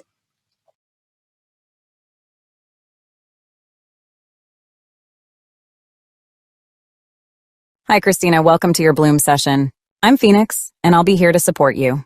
I see you're focusing on strengthening your pelvic floor and addressing some other symptoms. You're taking a great step towards your goals. Let's get started and make this a positive experience together. Okay, so now, as I said, this is the first session, so we have kind of a practice before actually starting the session that will show how exactly the session works. So first we introduce the dot, or the ball, let's call it, which is the element that will reflect our pelvic floor movements. So first we ask to contract. So when you contract, the ball or the dot goes up, and when you relax, it goes down. So again, start by relaxing and inhaling, and when you contract and exhale, the ball will go up, and then relax and inhale, and it goes down, and then again, just to make sure you get the hang of it. Okay, so now we should be good to start our actual session. Christina, great to have you here for your first Bloom session. Let's take it one step at a time and focus on your progress. Remember, it's all about finding what works best for you. Ready to get started? So, in this screen, I can have an overview of my session. So first I'll start with calibration, which I will explain better what that means. And then I have several different exercises. So even though the movements, the basic movements are all the same, there are different ways that we can work them. We can be performing our full strength. We can trying to hold the contraction for a bit. We can try to have a more controlled contraction. We can work on our agility, so our ability to contract and relax fast. But we will go over all these exercises in a bit. So the first step, and it's very important, is the calibration. So we need to understand where you stand. So we need to know how much you are able to contract and what is your relax baseline. So a bit similar to what happens in practice, we will ask for you to relax at certain times and contract at the others. So first step is just relax, so we are neutral. Then we ask to contract your pelvic floor. And of course, you have to stay there for a while so that we're sure it's your actual range. Then time to make sure we have the correct readings. And we are set to start the exercise. The first exercise is strength. So we are supposed to do as much force or as much strength as we can with our pelvic floor, and we will reach a corresponding level. So we have 3 repetitions, and we try to contract as much as we can without caring too much about control or hold. It's just like to see our maximum level of strength, basically. And we take the result from those three, the best of the 3 repetitions. Next, we have hold contraction, and this first type of exercise is called hurdles. Basically, what we have to do is to go over these big hills, and to be able to go over them, you need to hold your contraction for a little while, and then you can relax. If you collide with a hurdle, doesn't count, so you need to relax when there's no hurdle, contract when there is a hurdle, so on and so on. And also, you kind of collect stars as you go. Awesome effort on that contraction hold. Keep up the great work. You're doing fantastic. Here I have some acknowledgement from Phoenix, and I can move on to my next exercise, which is also hurdles, but this time I want to control a bit my pelvic floor, so I can't just contract and relax as much as I can. I need to contract just enough and relax just enough so that I go through the tunnel. Because of course, once again, if I go against the hurdle, it doesn't count. Okay. But let's imagine that I'm already tired, so I'll just want to skip this exercise because it's being too difficult for me. You can always do that, but of course your performance will not be as good. In this case, we have a different type of exercise, this time with stars instead of hurdles, and it's called agility because we want you to relax and contract quickly. But if you contract but don't relax after, the star doesn't count. So you have to relax between the stars for it to count. So one more, and then if I stay contracted, I won't hit the star. But if I relax and I go up again, I hit it. So in this case, it's the first level. So the stars are pretty spaced off, but as you progress in the program, they will start to be closer and closer, so you have to be quicker. Keep going, it's okay if that one was tough. Let's focus on making the next one better. Okay, this one wasn't so good, but the next one might be better. So this one is stars again, and it's also a hold exercise. So it's similar to the first one with hurdles, but in this case with stars. So let's skip again. Now we have diaphragmatic breathing. As you heard, this is very important to coordinate breathing with contraction and relaxation. So we have this animation to kind of guide you through what you have to do with your breathing. Inhale and lengthen, exhale and contract, and so on. So the goal here is to really coordinate your breathing, and trust me, it's not as easy as it looks, because the instinct is to do the exact opposite, is to hold your breath while you're contracting, and it's not how it should be done. So these exercises help to achieve that coordination. And last but not least, we have pelvic tilts.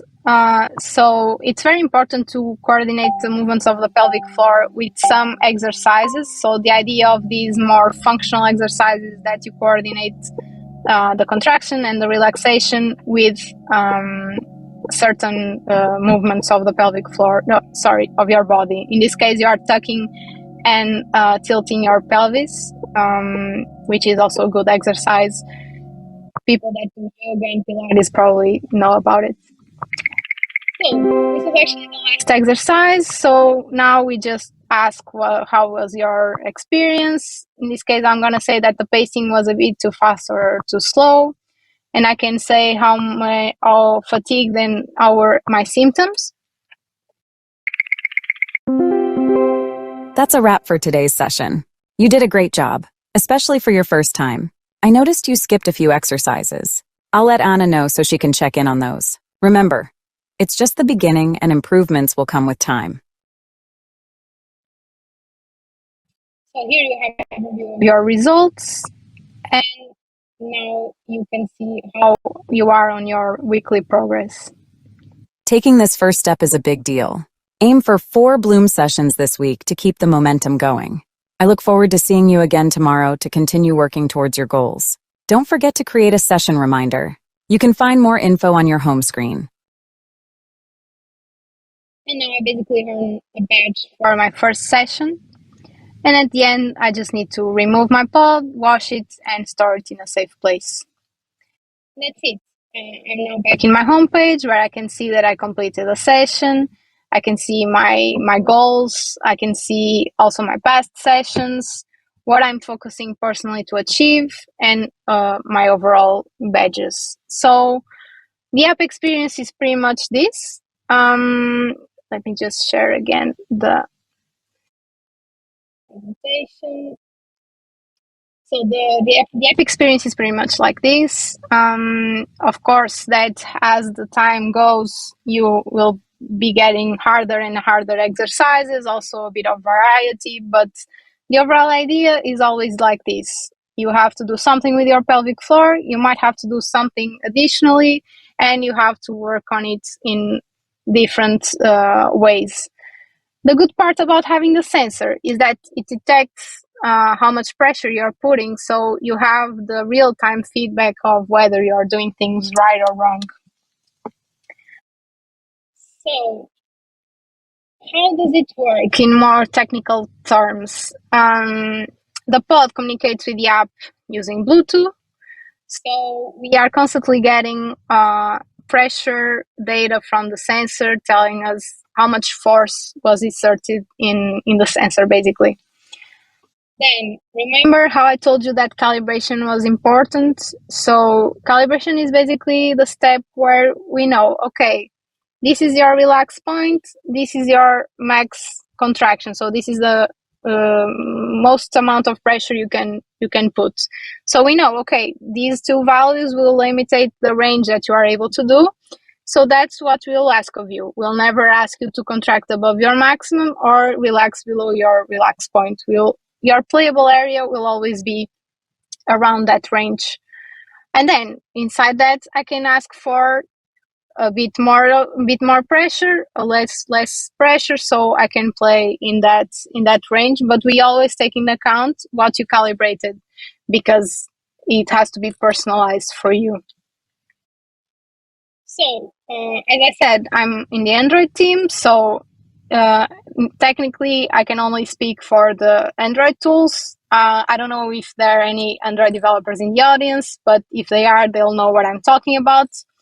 So basically, our app is fully written in the Kotlin language. We use the Jetpack Compose framework, which is one of the latest UI frameworks to use in Android. We use coroutines for our sync work. We use Room for our database. We use Hilt for dependency injection. We use a lot of Canvas for our whole game engine, let's call it. So basically, everything is very custom, and it's very a lot of animations, a lot of movement. So we kind of have to use Canvas for a lot of our features. We have a lot of also Lottie animations and native animations. So those little dolls performing the exercises are actually Lottie animations. So a lot of things we have to coordinate animation-wise as well. So, as I said, I won't go into much detail into the technical implementation because I know the audience is too broad and I don't want to bore you with the details. However, I can share a bit what are our biggest challenges technically. First of all, of course, that Bluetooth connection and handling a peripheral device is never easy. So we sometimes have some struggles with that, and also because, as you know, you have to place the pod inside your body, and body mass is actually not great for conducting Bluetooth signal, unfortunately.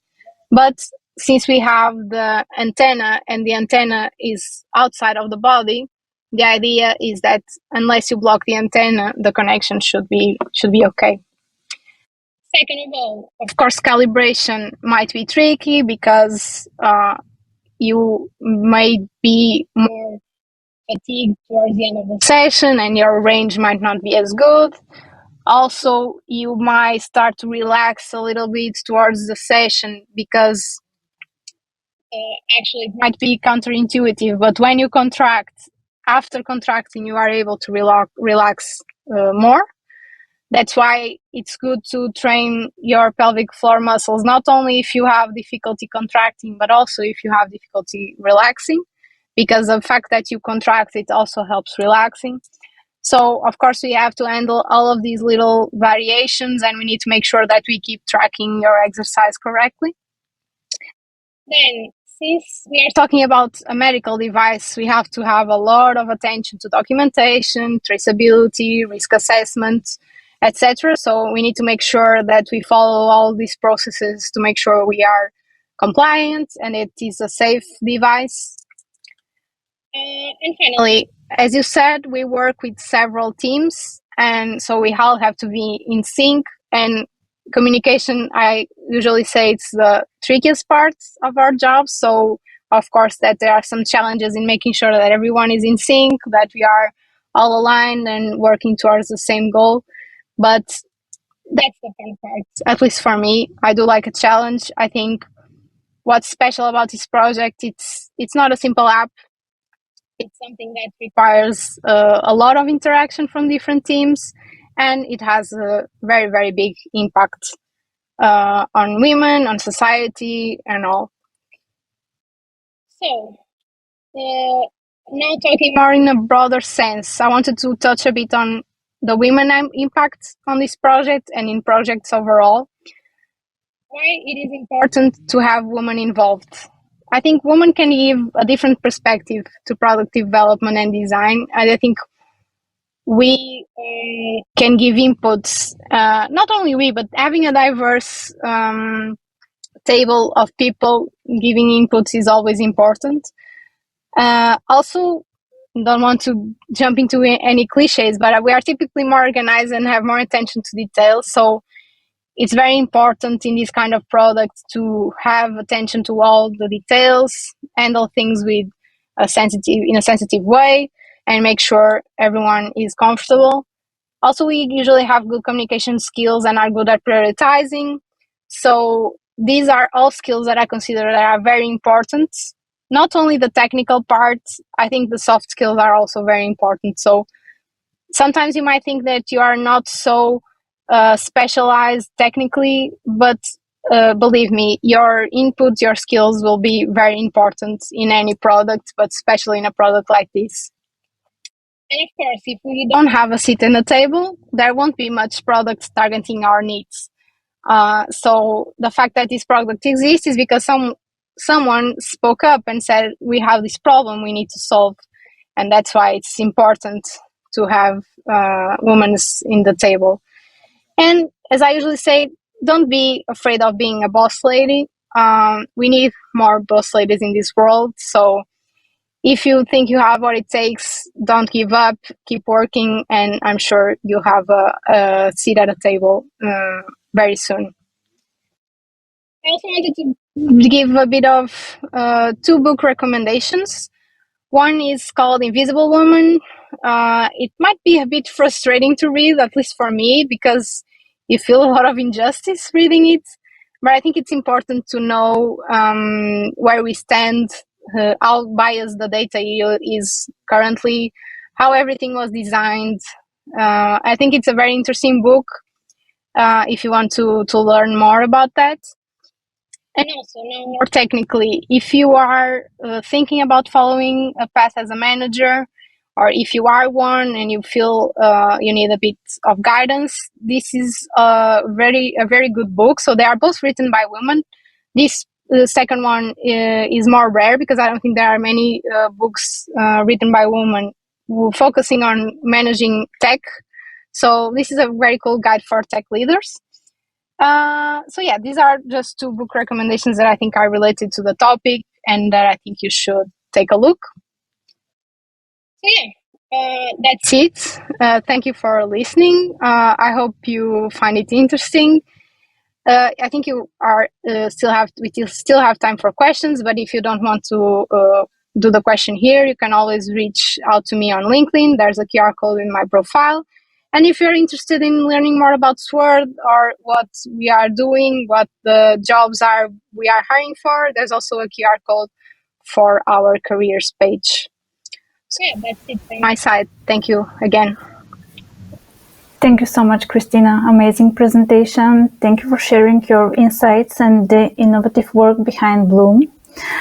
We do have few questions in the chat. I think you already answered the first one. What role did the women play in the development team, and why is their input crucial in creating products like Bloom?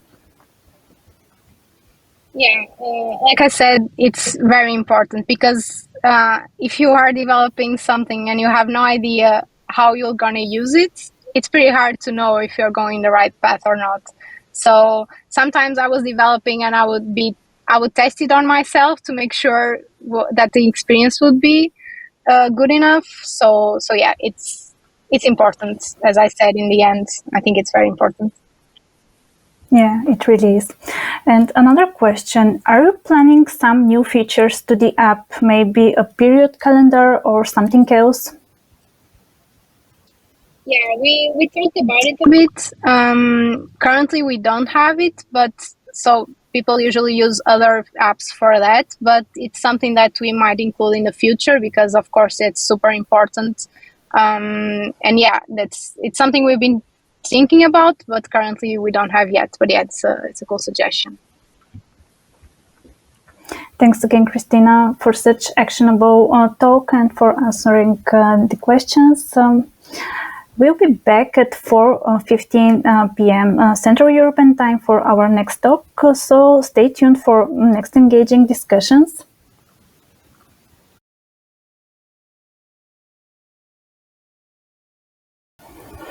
Welcome back, everyone. We are excited to continue our journey today with a compelling talk from a true leader in the tech industry. Please join me in welcoming Patricia Duarte Mateos, the founder of QA Portuguesa. With over 10 years of experience in the field of quality assurance, Patricia has had the opportunity to engage in numerous projects collaborating with diverse teams and cultures. This rich experience has helped her hone both her soft and technical skills. She is not only a dedicated mentor and a sought-after speaker, but also an remarkable facilitator and a passionate software QA professional. Additionally, she is the founder and content creator behind the initiative QA Portuguesa. Today's talk is titled What is Software QA and Why You Need It in Your Team? In this insightful presentation, Patricia will demystify software QA and its vital role in the development process. Patricia, it's such an honor to have you here today. Before we dive into your talk, can you share what has been Hello, Patricia. Hello. I'm sorry. I should start saying sorry because I lost my voice yesterday. So you will have my sexy voice today for this presentation. I'm really sorry to hear that. Before we dive into your talk, can you share with us what has been a highlight for you at the conference so far? And how do you think events like this help women in tech? So it's really nice to see how many bright women are changing the world right now, even with small things. Even a small grain of sand can have a bigger impact in the world. So it's really nice to see how we are able to do that kind of changes, even it's small seeds today that we share along the community. I believe that the repercussion that we'll have will be much bigger. So it's really important to give women this space, this stage, to show that we are able to do great things also. So women's and men's, we are both equal on the abilities that we have. So it's really nice to have this safe space for women to show what they are able to do. Thanks for sharing this. Let's give a warm welcome to Patricia Duarte Mateos.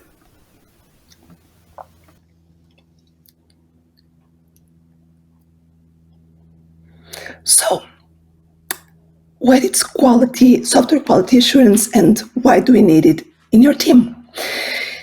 Let me start by doing you a question. Imagine this. It is a crisp Monday morning, and your development team has just pushed the last update or your product to production. The team is really excited. You have been working on this release for months, adding new feature, squashing bugs, improving performance.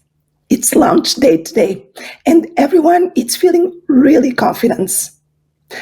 But at midday, something unexpected happens. You start getting messages from customers. One reports that the payment feature isn't working. Another says that data disappeared from login. Soon support tickets are floating, and all your platforms are lighting up with complaints.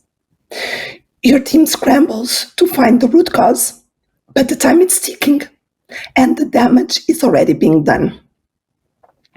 That moment, when a single oversight can lead to a full-scale disaster, it's when you realize one thing.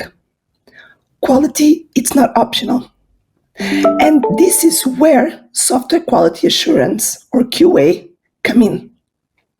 You see, in the world of software development, there's often a rush to build things fast, ship new features, and meet deadlines. It's a fast-paced world right now. But if quality isn't at the heart of the process, everything can fall apart, just like that. And it's QA that acts as your safety net, catching problems before they spiral out of control. So for today, we are going to explore a few key questions. What exactly is software QA? Why it is so crucial to your team? And why, beyond just catching bugs, does QA play a pivotal role in shaping the success of your product and of your business? Software QA, it's a kind of invisible power. Let me just sip a little bit of tea. It's not just about preventing disasters. It's about giving you the confidence that what you are releasing into the world, it's reliable, secure, and ready for your customers. It's the difference between rushing to fix a crisis and having the peace of mind that comes from knowing that your product was built with care. Software QA goes beyond your own perception of what quality is. Software QA goes beyond testing and finding bugs. It goes beyond automation. It goes beyond approving stuff to be delivered at your clients at a fast pace. It's about building confidence in what do you do and what you deliver daily. It's about ensuring quality from every angle. And so, my objective today is to challenge your perception about software QA. So, let's jump into what QA really is and why it is essential on every software team today.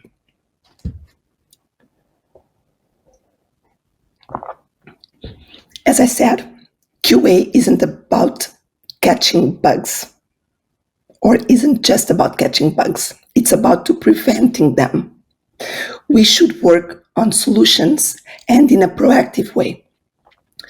Many of the issues, problems, and misunderstandings that are daily reported in software development teams could probably have been prevented if software QA was in the solution thinking from the beginning.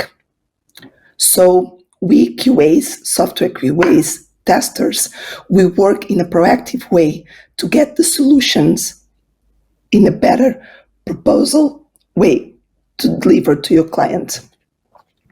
So usually when people hear about software QA or even just QA, they often think that testers are persons that sit behind a desk daily, running through checklists and logging bugs. If you don't work directly with software QAs, you probably has this idea, is preconception, this wrong conception. Basically, breaking softwares and bugging developers with problems, it's what we do. If you ask someone what a software quality assurance does, I believe that if you are a quality assurance, I don't know your background, which is your role on your team. If you are a QA, probably you have already faced that moment in which you have to explain what you do, and someone says, but that's too easy. It's just finding problems and report them. Or maybe you might have heard, oh, but you have a uni degree. Why are you not doing something related with your subject of study? You could do something so much better and that can fit of what you have been studying. But the reality is, QA, it's not just testing. It's about preventing defects and problems before they happen. QA is ensuring that the product delivers values to user, not just that it works. QA is about collaboration, not isolation. QA is continuous learning. QA brings confidence, not just functionality. And QA is like the shield between your users and your risks. So I hope that from now on, in case you had any idea that software QA was an easy task, anyone can do it, or even perhaps the persons that went to QA were just people that weren't able to be developers, please rethink what you are already conceptualizing in your mind. And think about, again, on what I have said.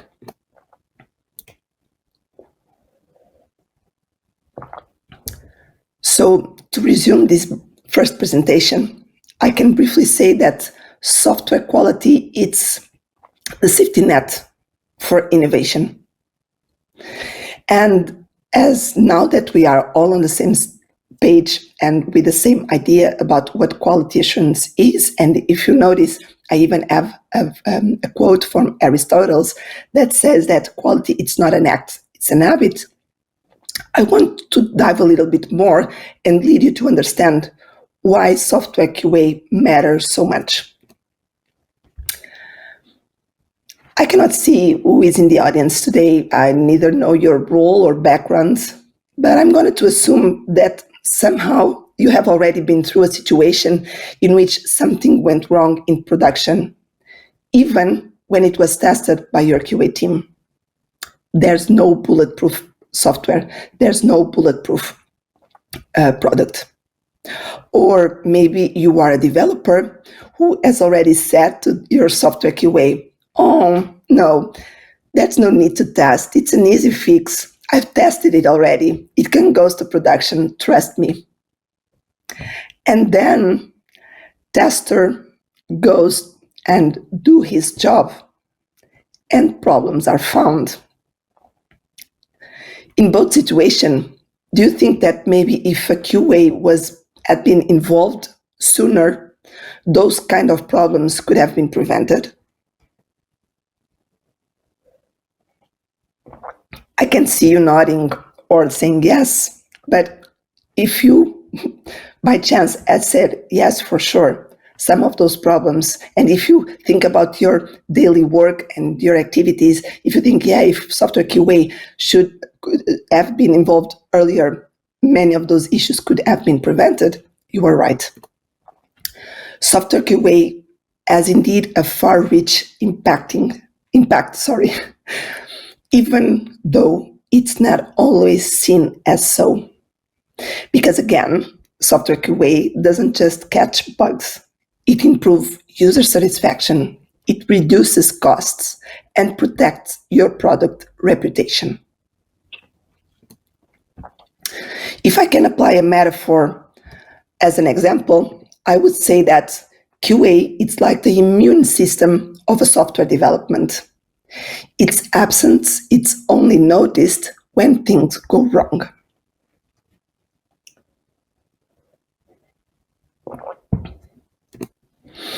And usually, who are the first to notice when something goes wrong? Yep, exactly. Our clients, our users, the ones that have paid for the product in which they are finding problems where they weren't supposed to exist, or even have received a product that doesn't fit his needs or expectations. So again, software QA is so much more than testing. It's about understanding the product from a user perspective and ensuring that that not only works as it should be, as the customer is expecting or has requested, so it doesn't work just beautifully and at least meet the expectation, but we guarantee that it isn't delivered with surprises. And those surprises can be visible or could be hidden. So I don't know if you are all on the same idea now, but maybe you are asking, okay, but oops, sorry, why are you, I'm sorry, you are seeing my screen, sorry. Let me just put some tea on my cup while you are reading the questions that I have on the screen.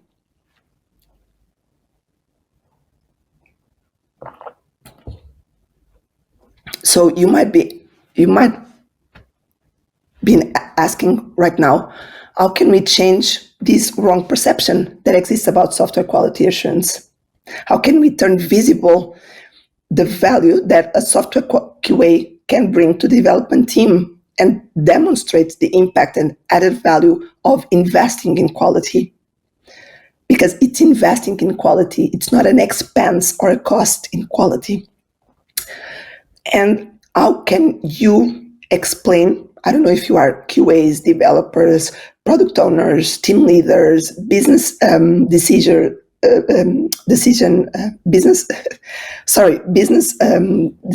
I don't know what's your background, but how can you explain the importance and why QA should be involved since the beginning of the software development lifecycle, that it's now so on the buzz, and show as is that QA is an investment and not a cost.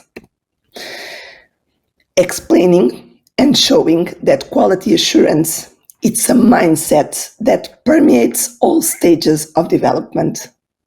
Again, I don't know your role, but in case you are a decision maker or someone that works in the software development team, how many times I have a question to you.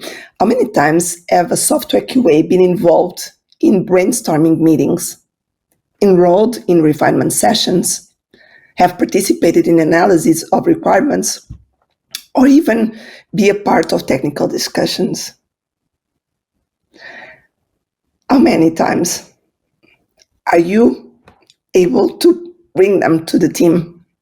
Do you understand the impact that can be brought by them, and what can they do if they are part of the process since the beginning? Because I don't know if you get the idea, but QA can be involved as in an early stage, as early as the requirement stage. For example, there is the software development lifecycle, but there is also the software testing lifecycle. So when I first started 11 years ago in testing area, the idea about software QA was different. So at the time, I was only involved, and many of the people that work in quality assurance and testing at the time, we didn't have the idea of QA. We had the idea of testing, or just involved when the product was ready. So you just needed to be tested, and then they will deliver to the client. Because at that time, the belief was that, okay, we only need QAs at the end. Pardon me. It was a waterfall mindset just at the end. But then there's Agile coming. And in Agile, you have that round, that circle, that everything is involved. So it took a while for me to get a major comprehension about software quality assurance importance. I've learned a lot through all these 11 years. And now I'm an advocate for quality assurance as a part of software development as soon as something is decided to be developed. So yeah, for me, with all this experience and all these opportunities, I realized that some of the most important QA work happens long before a single line of code is written by the developer.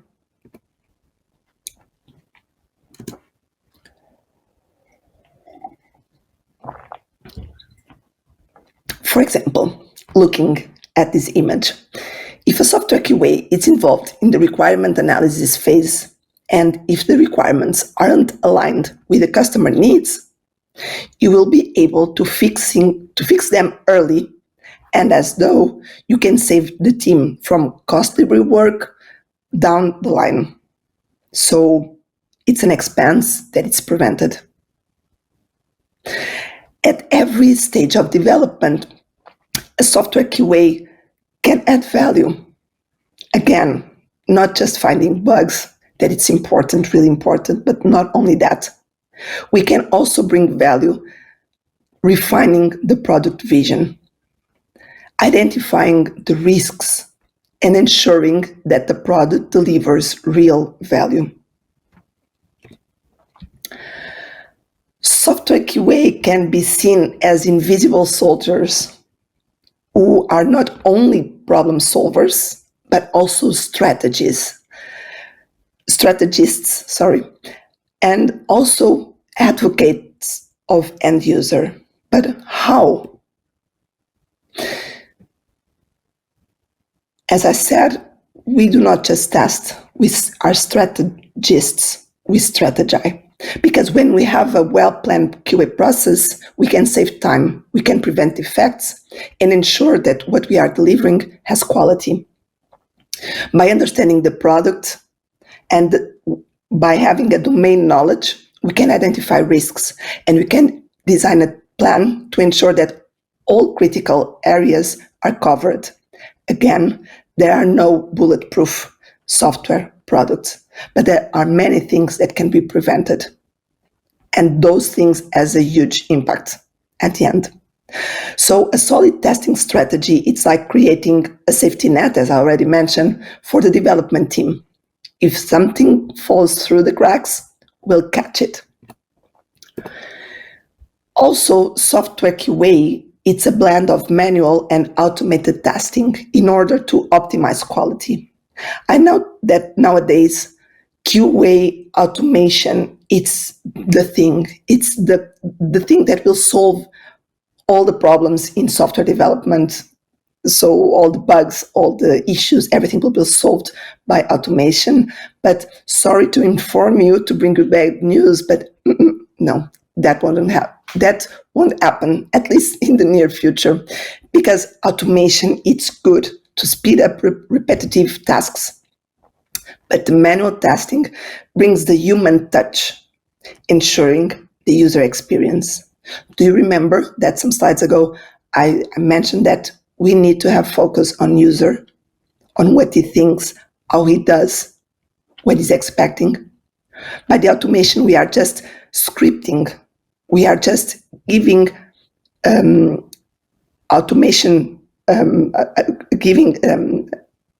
fixed steps to be executed. There's no way of being exploratory or have that idea and that moment where we can go and see with the human eyes, with the human touch. So not everything can be automated. Automation is a key for efficiency of course, especially in regression testing. If there's something that can be, or that it's being manually tested more than 2 times, it's a candidate for automation. Otherwise, maybe the investment that we'll be doing will not be that much, so will not have that much impact that you are expecting. So manual testing is where we explore the unexpected by ensuring that the product feels intuitive and works under real world conditions, our user conditions.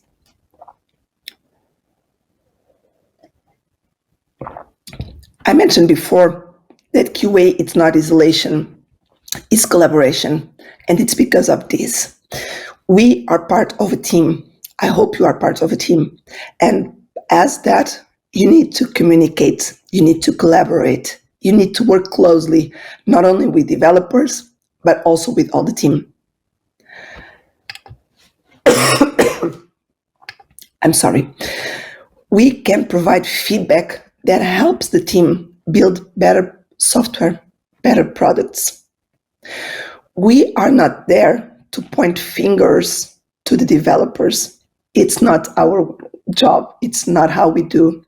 We are there to show them our own vision of the product based on the fact that we have the domain knowledge that many times developers don't have, and probably product owners don't have. We need to have all this bigger picture of what we are working on. So we are there to collaborate. And the best results come when QA and development work hand by hand, sharing knowledge, discussing bugs, and preventing issues before they happen. As I said, we are user advocates. What does that mean? Talking about voice, let me just slip a little bit of tea. We are the voice of the users, their own advocates, by ensuring that the product, it's not just technically, does not work just technically, but it also do what they are expecting to be done, without any problems, without any issues, visible or hidden. We can and we should, and it's one of our tasks to ensure that developers build the product not just function in a functional way, but also to be intuitive and enjoyable. We can think from the user perspective, which is something that a bug report, that a test script from automation can't always capture. And of course, risk management. QA can identify risks before they become costly. And again, we are talking about costs. We can prevent those. Nowadays, every company wants to prevent having costs and losing money. So we can help teams balance the speed and quality by prioritizing what matters most. QA professional, again, we don't just find bugs. We can assess the risks. Our role is to identify problems that could impact the user, impact the project, or even the business, and we can prioritize them. By this, we can ensure that we focus on the most critical areas first. It's not that we ignore the others, but we can organize our time and our focus better. And of course, we cannot do what we do if we are settled and we do not continue to learn. So QA, it's mandatory for someone that works in software QA area to continue to learn. Because as technology evolves and new technologies emerge and new ideas, new frameworks, we need to follow them. So we are always learning. As technology changes, so the ways we test change. We need to know the roots. We need to know, for example, the foundation, the syllabus from YesTKB foundation level. We need to know the basis. But then we need to understand what happens in the world and adapt that way, those things that we have learned on what we need to test. Whether it's new automation tools, performance testing, or even AI-driven testing. That AI now, it's also a big word and has a big impact in everyone. We need to stay ahead to ensure that our testing remains effective. Again, we bring value to all the process, to the products and to the softwares.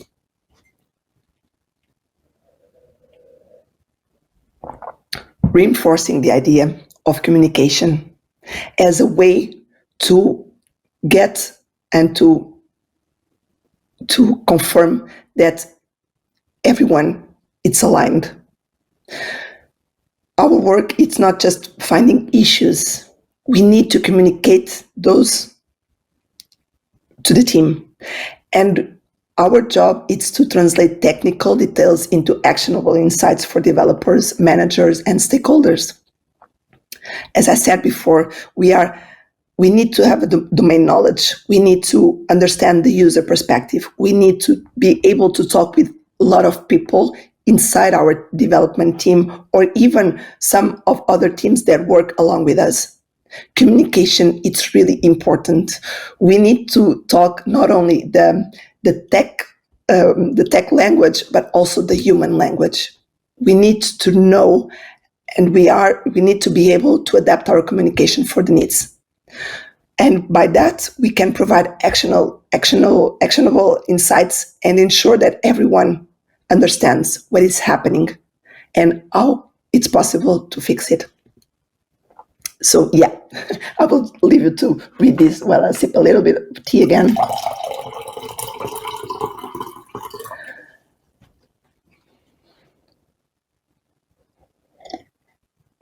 So when someone approaches you and say, "Oh, I work on quality assurance," and you say, "Yeah, so that's what you do? Yeah, go do what you do." And people say, with us, strangely, we might say that I don't tell you how to do your job, so you don't tell me how to do my job, but we can collaborate and work together. I'm not here to point fingers, I'm here to collaborate. And again, we are not there just to break stuff, so everyone can be aligned that we are there to help. So I believe that at this point, if you don't work on quality assurance, or even if you work on quality assurance, but maybe you are just in a kind of silo or working for a long time in just one product or one team, I believe that you are probably surprised by some of those roles and actions and things that a software QA professional can take on. As I said, and I can repeat, we ensure quality, not just at the end, but every step of the way. So we need to look to quality assurance as an agile, included in agile. We cannot look for quality assurance still in a waterfall methodology. QA needs to be involved as every other roles needed in a software development team. But although we know all this importance, not everyone thinks like that. Again, I don't know what's your background. I don't know in which area or field you work on. So not every decision maker, product owner, product manager, one understands what it means to have a good strategy of QA, developed, implemented, and executed with time. Again, I don't know how many of you work currently in quality assurance area or work along with people from quality assurance, but have you ever faced a situation where QA was squeezed due to a tight deadline? Because I need to be honest with you, sometimes it can be tough to be a QA. Although there's those fake news and those people with wrong conceptions that QA is pretty easy, anyone can do it. Yep, everyone can be tester, and developer as well, but everyone can, I will explain, everyone can be a tester, but not everyone can develop a mindset of a tester. So most probably who says that it's easy, probably never have faced tight deadlines, scope creeps, and probably never been asked to do more with less. But there's a thing, a really important thing, and which I'm really proud of. QA are problem solvers by nature. Challenges in QA aren't obstacles. They are opportunity to improve how we work. With the right strategies, we can deliver quality even in the toughest situations. So again, QA, it's not only a role, it's also a mindset, an attitude. And I might say that I'm almost finishing my presentation, but the truth is, every challenge is an opportunity, as I said, and it's not by avoiding them that we can grow. It's by navigating through them. And we should navigate through these problems along with all the team, along with everyone that makes part of our team. Product owners, developers, project managers, business analysts, Scrum Masters, other QAs. QAs are for a software developer in test, the QA automation that it's shortened call. But that's it. Let me just go after, or I will be melancholic, and let me help you to think about the future. So I've been thinking about the past, the present, but what about the future? What can we expect for the evolution of software QA? So I don't know, again, what's your background, what's your role? But based on what I have explained to you, what do you see for the future in software QA? When I first started, I was just a tester, manual tester, with limited involvement in the process. I just have to do what I was supposed. Today, me and all of us, directly or indirectly, in a conscious way or unconscious, we are involved in a fast-pacing landscape where AI and automation are reshaping how we work. When AI and automation come and arise, the first role that was put in front was QA. QA will disappear, machines will come to replace you, there's no need. But I hope that until now you understood that that's not like that. We cannot be replaced. QA is a field where we can carve our own path. There's no strict rules. There's no strict career development. There's so many things we can explore, we can work on, we can search more, we can get more specialized in some areas. The future of QA, it's about innovation, it's about strategy, and about leadership. So you need to understand what future can bring. You need to keep learning, continuous learning. You need to keep interested. You need to read blogs, read articles, keep yourself informed about tendencies, get yourself involved in communities, talking not only with other software QAs, but also with other team members. Understand what they are facing, understand how they solve the situation, and learn from them. That's the way that you can be a better QA, because you remember, we look for everything, not only for testing and finding bugs. And before I close, I want to ask you something. If software QA is evolving, it's not disappearing, how can you make an impact on that?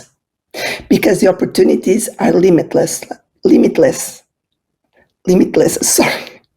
And even though you might not have a QA in your team, because you are a startup, there's no money, unfortunately, because again, it's an investment, not a cost.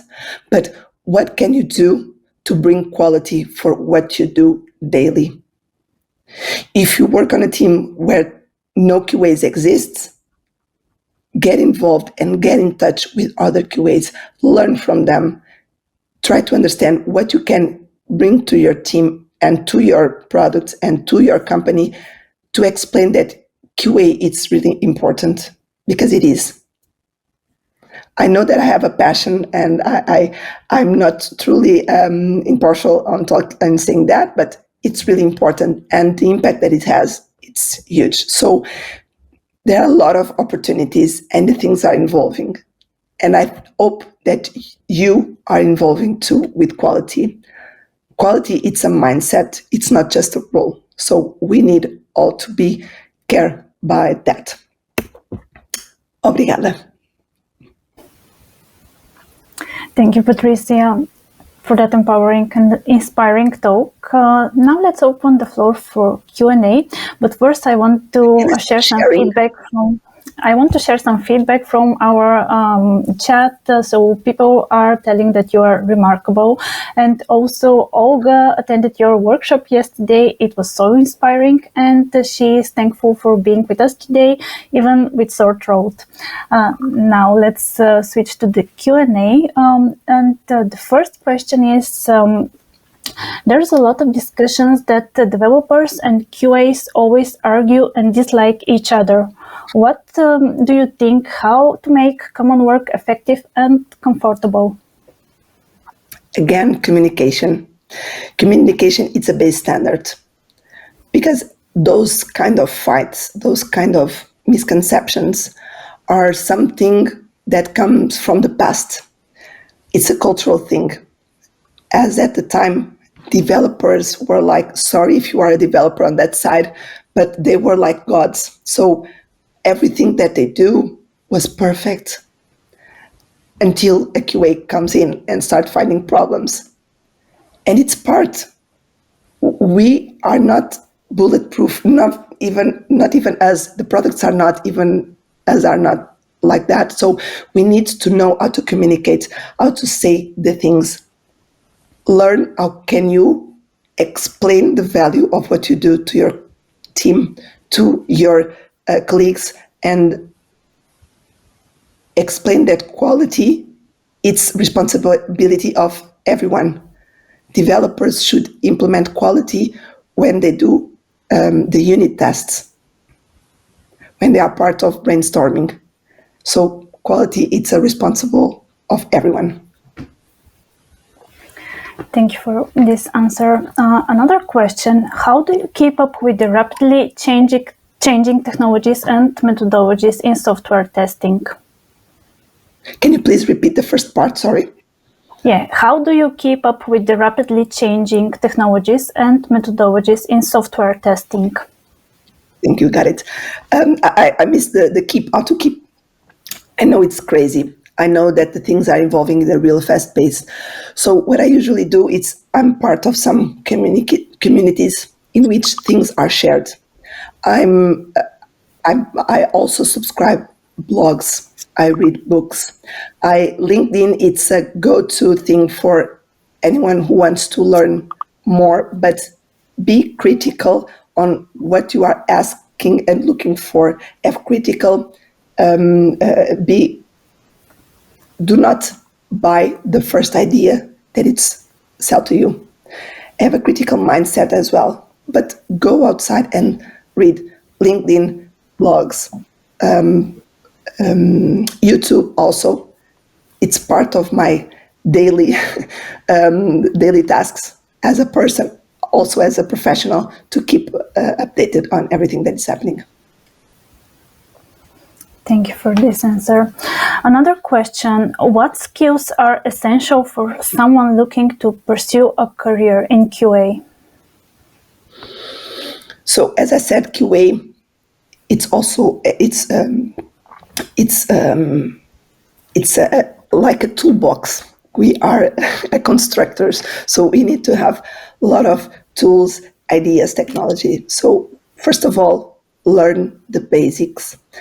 Learn what it's testing, learn which methodology, which techniques, which kind of testing are possible to be done.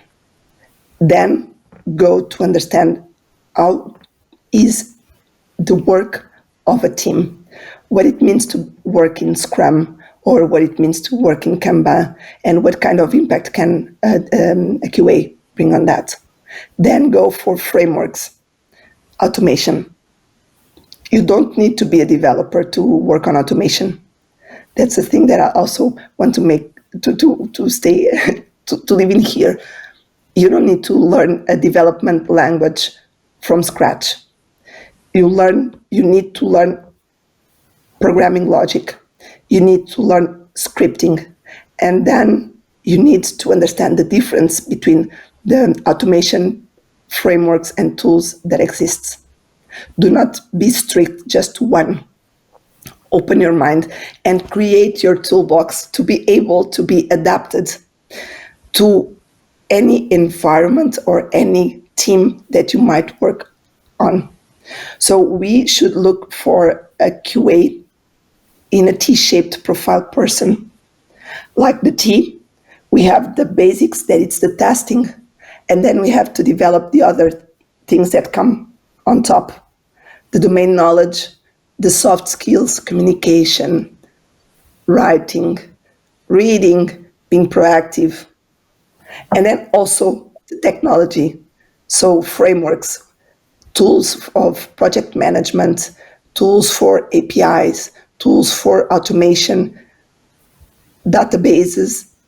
So learn what they do, learn the minimum of how to work with, but remember that the basic, it's the testing.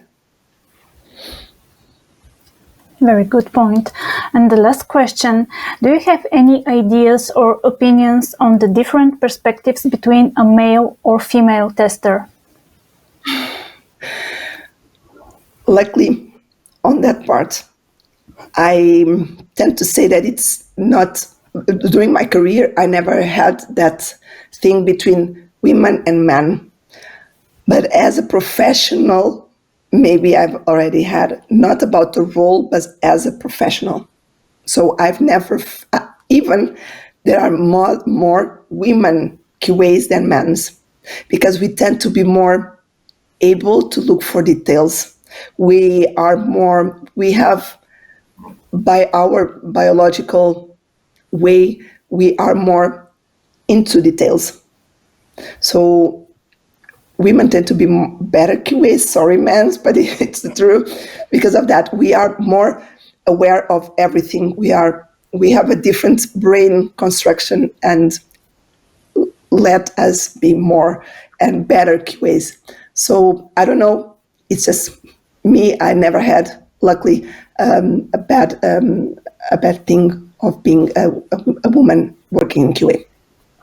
Professionally, it's another thing, but QA, as the question is, I never had. Thanks again, Patricia. It takes a lot of courage to speak at a conference, especially when you're not feeling well. We really enjoyed your talk. Thank you for your insights and for being with us today.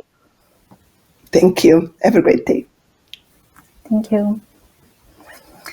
I would also like to take a moment to express our gratitude to our media partners, Marie Claire Business, STEMIS Femme, Vonatech Community, Just Join IT, Girls in Tech, Women in Tech Ukraine, 1991 Accelerator, Jobberty Emerge, and Frontend Queens. We appreciate your support in making this event happen. Now we are moving into a highly important topic, women driving AI forward, challenges and future directions. We have an incredible lineup of experts joining us today, and let me introduce them to you. First, please welcome Mary Grigleski, AI Practice Lead at Calibrity. We are also joined by A. Rosa Castillo, Senior Machine Learning Engineer at Valerie. And to guide this important conversation, we have Teodora Atanasova, journalist at The Recursive. Before we dive into the discussion, welcome everyone and thank you for showing up and bringing your expertise. The stage is fully yours. Thank you. Thank you. Thanks. So I will take from here.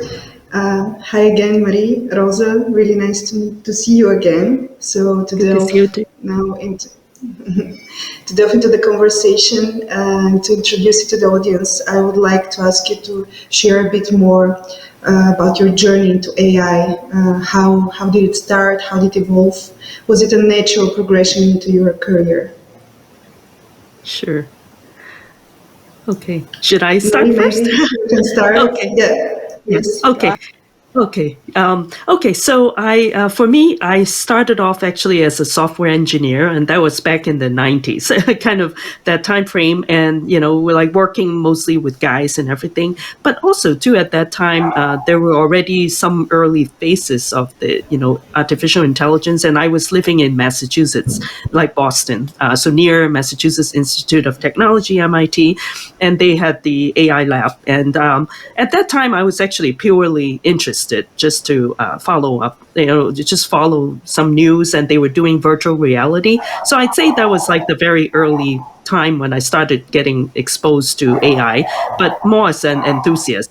But never actually had a chance to work with it until like 6 years ago. I joined IBM, and of course IBM has categories in everything, including a large part machine learning and AI. So I took the opportunity to, not that that was my main thing, but I was working with someone who actually at the time, was a machine learning expert, and we were doing developer advocacy. So I started also helping her out or opportunities. So that's how I slowly get in, but that was the pre-generative AI time. So I learned the, traditional machine learning, AI, but more as advocacy. And then about a year or so ago, when I was with my company, the previous company, and we were doing vector database, or they added in vector database, capability into their Apache Cassandra. So I actually had the opportunity, and that's how I got in. And now I'm an AI practice lead. So it's really like covering, a wider spectrum, so to speak, and specifically in generative AI. So that's how I progress, as far as AI, working with AI is concerned. So. Thank you. And Rosa, could you please elaborate about your journey? Because we have an interesting perspective here, you being in Spain and Marie in the States. So Europe and the States, definitely an interesting correlation. Okay, yes, let me also introduce myself and how I ended up in this job. I finished my PhD in computer science. So after my PhD, I started working as a software developer. And after many years working, I wanted some challenge in my career, and I started moving towards data science. So I became a data scientist in 2018 and started working in AI as an AI engineer. Then I have been moving through different companies and always in the role as a data scientist, AI engineer, machine learning engineer. And yeah, in my case, it was something that I chose. And I think I did the right decision when in 2015, I was thinking about moving my career from software engineering into something else. And yeah, that I heard about data science, and I felt like it kind of was resonating with my skills, and I also could reuse all my background in software engineering. So that's how I ended, and I'm happy to be here because I joined even before all this generative AI, trending thing. And it was when everyone was talking about this, I was kind of thinking that, machine learning has been here always, you're just paying attention now. No? So, yeah, that's it. Yeah. And Rosa, you were the founding member, one of the founding members of Malaga AI. So could you please share some groundbreaking innovations in AI that you've been working on, or some specific communities that you've been building throughout this time? Yeah, I mean, in fact, it's a nice thing that you bring this up, because when I joined the data science community, for me it was a breaking through discovery, because before, as a software engineer, I was mostly, finding always solutions and things in internet and Stack Overflow and everything, but I didn't know that there were communities that you can reach and go, and they will help you.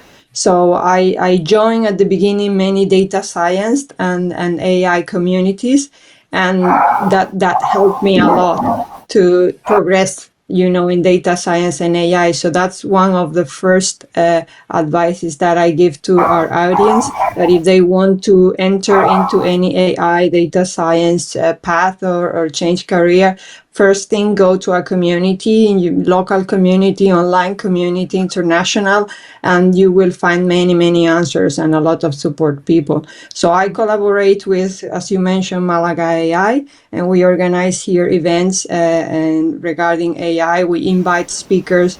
For instance, this week we have one speaker from Google talking about Gemini and all the possibilities. And we also encourage local, people working in companies to also share with the community how they are using AI. For instance, next week we have on Tuesday an event that is called Everyday AI, and we invited people to share how they are using AI tools in their work day, So yeah, I don't want to take more time, but that's more or less the summary. Yeah, definitely important to have these communities. And Marie, would you share some projects that you were working on as an AI practice lead? Sure. So now I'm with the consulting company, and as such, too, I'm building up a new practice too, and it's new for them.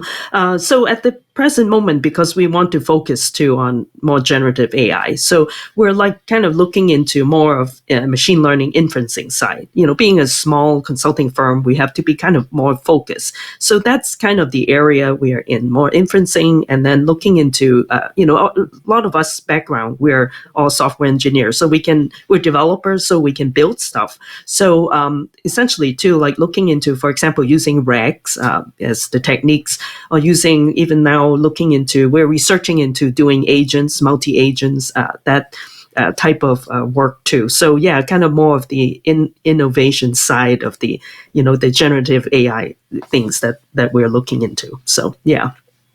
Yep. Okay, thank you. Very interesting.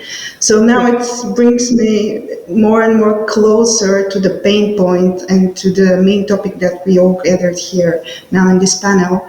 So I found some interesting information according to the Global Gender Gap Report last year. Only 30% of professionals working in AI are women. I would like to ask you to brainstorm on the topic, what kind of strategy could be deployed, could be implemented to enhance diversity and have better representation of unrepresented groups in AI, in research and development, in your opinion? Yeah. Yeah, I mean... Yeah, Marie, you can start if you want.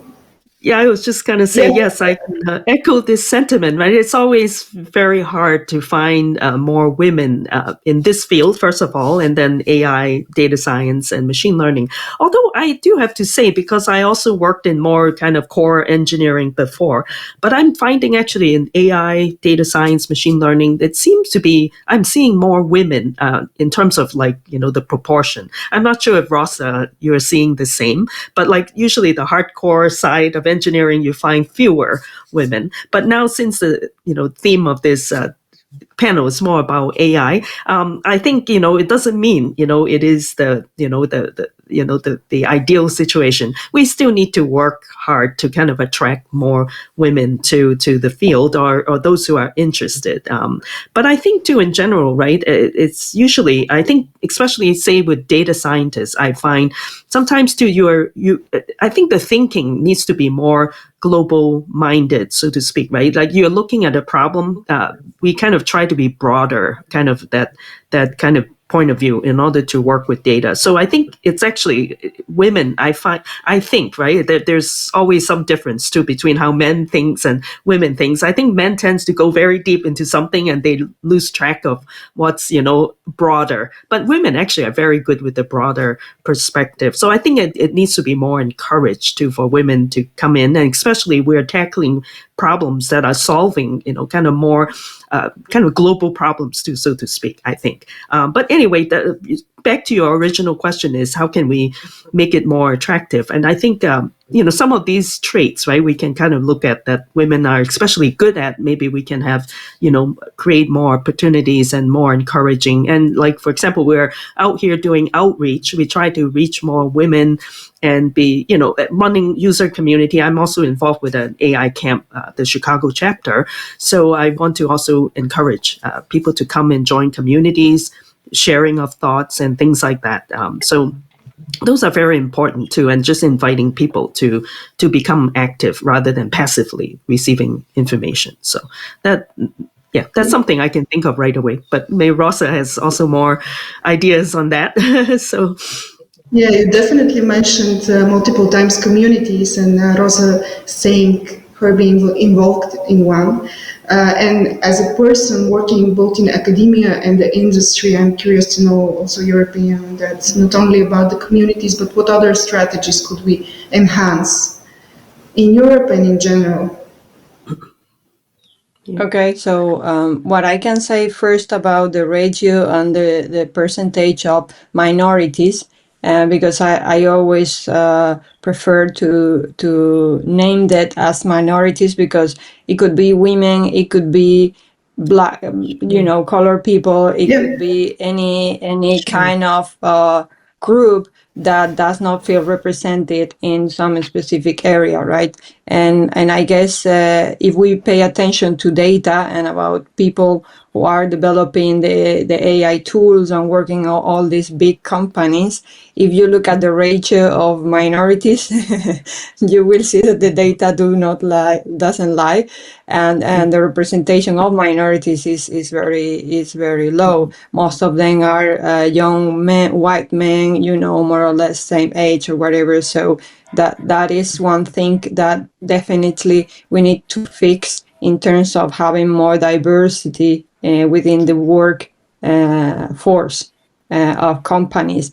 The way I see it, so first of all, I want to tackle that there is a problem to fix, even though I have heard sometimes people thinking that there is no problem. I think, first of all, we need to recognize that we need to improve it. And once we recognize all that we need to improve it, then we see different ways of doing that.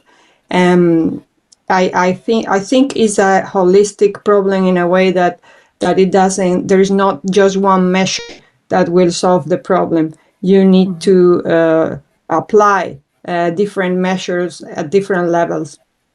And the way that I describe the levels is at company levels and at government levels. And then obviously there is a personal or a person level. Okay, so first how you could start is at your personal level. What can I do to improve the situation from my point for what I can do in my around me, right?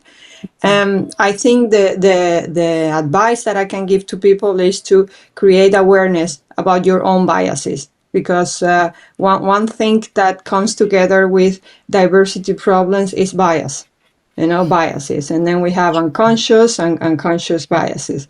So the first thing at the person level is to identify that you have biases, and that can happen to a man or to a woman. So, I mean, doesn't mean that just because you're part of our minority, you are bias free. It's not true. That was one thing I discovered. I was shocked.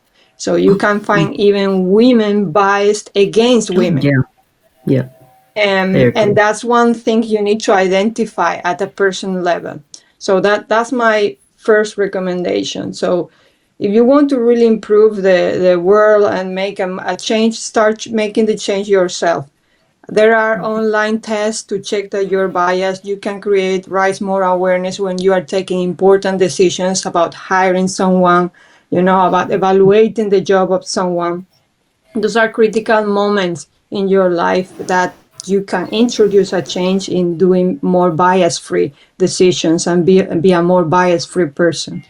And then obviously the other levels of the companies and the governments, those are the obvious ones that everyone is talking about. Introducing AI laws, introducing more processes within companies to ensure that you have bias-free hiring processes and you are evaluating people within the company in a bias-free, procedure. But that's at the company level, and that probably we as a person, we cannot do a lot of pressure on that. It's more from the governments introducing AI regulations or bias regulations in order to force them to do something. And then finally, you asked me about difference between academia and industry. Say from my participation in some conferences in academia and in industry ones, I would say that I have seen more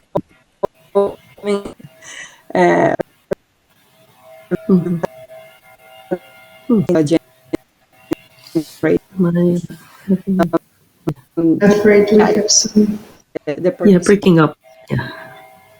Technical issue. Rosa, could you please repeat? Oh, maybe it's. Oh, no, it's okay. Could you please repeat? What was the last part? Yeah, the last part. You were saying about the conferences and then it started breaking. I think that the academic and business, okay, right? Yeah, you can repeat. Yeah. Yeah, so that was the last part was about the ratio of women in academia and in industry. So if there is any difference, and what I was sharing is that I have seen more women in academia rather than in industry regarding AI or machine learning and so on. That's it. Yeah, that's interesting. So, yeah, of course. Oh, sorry.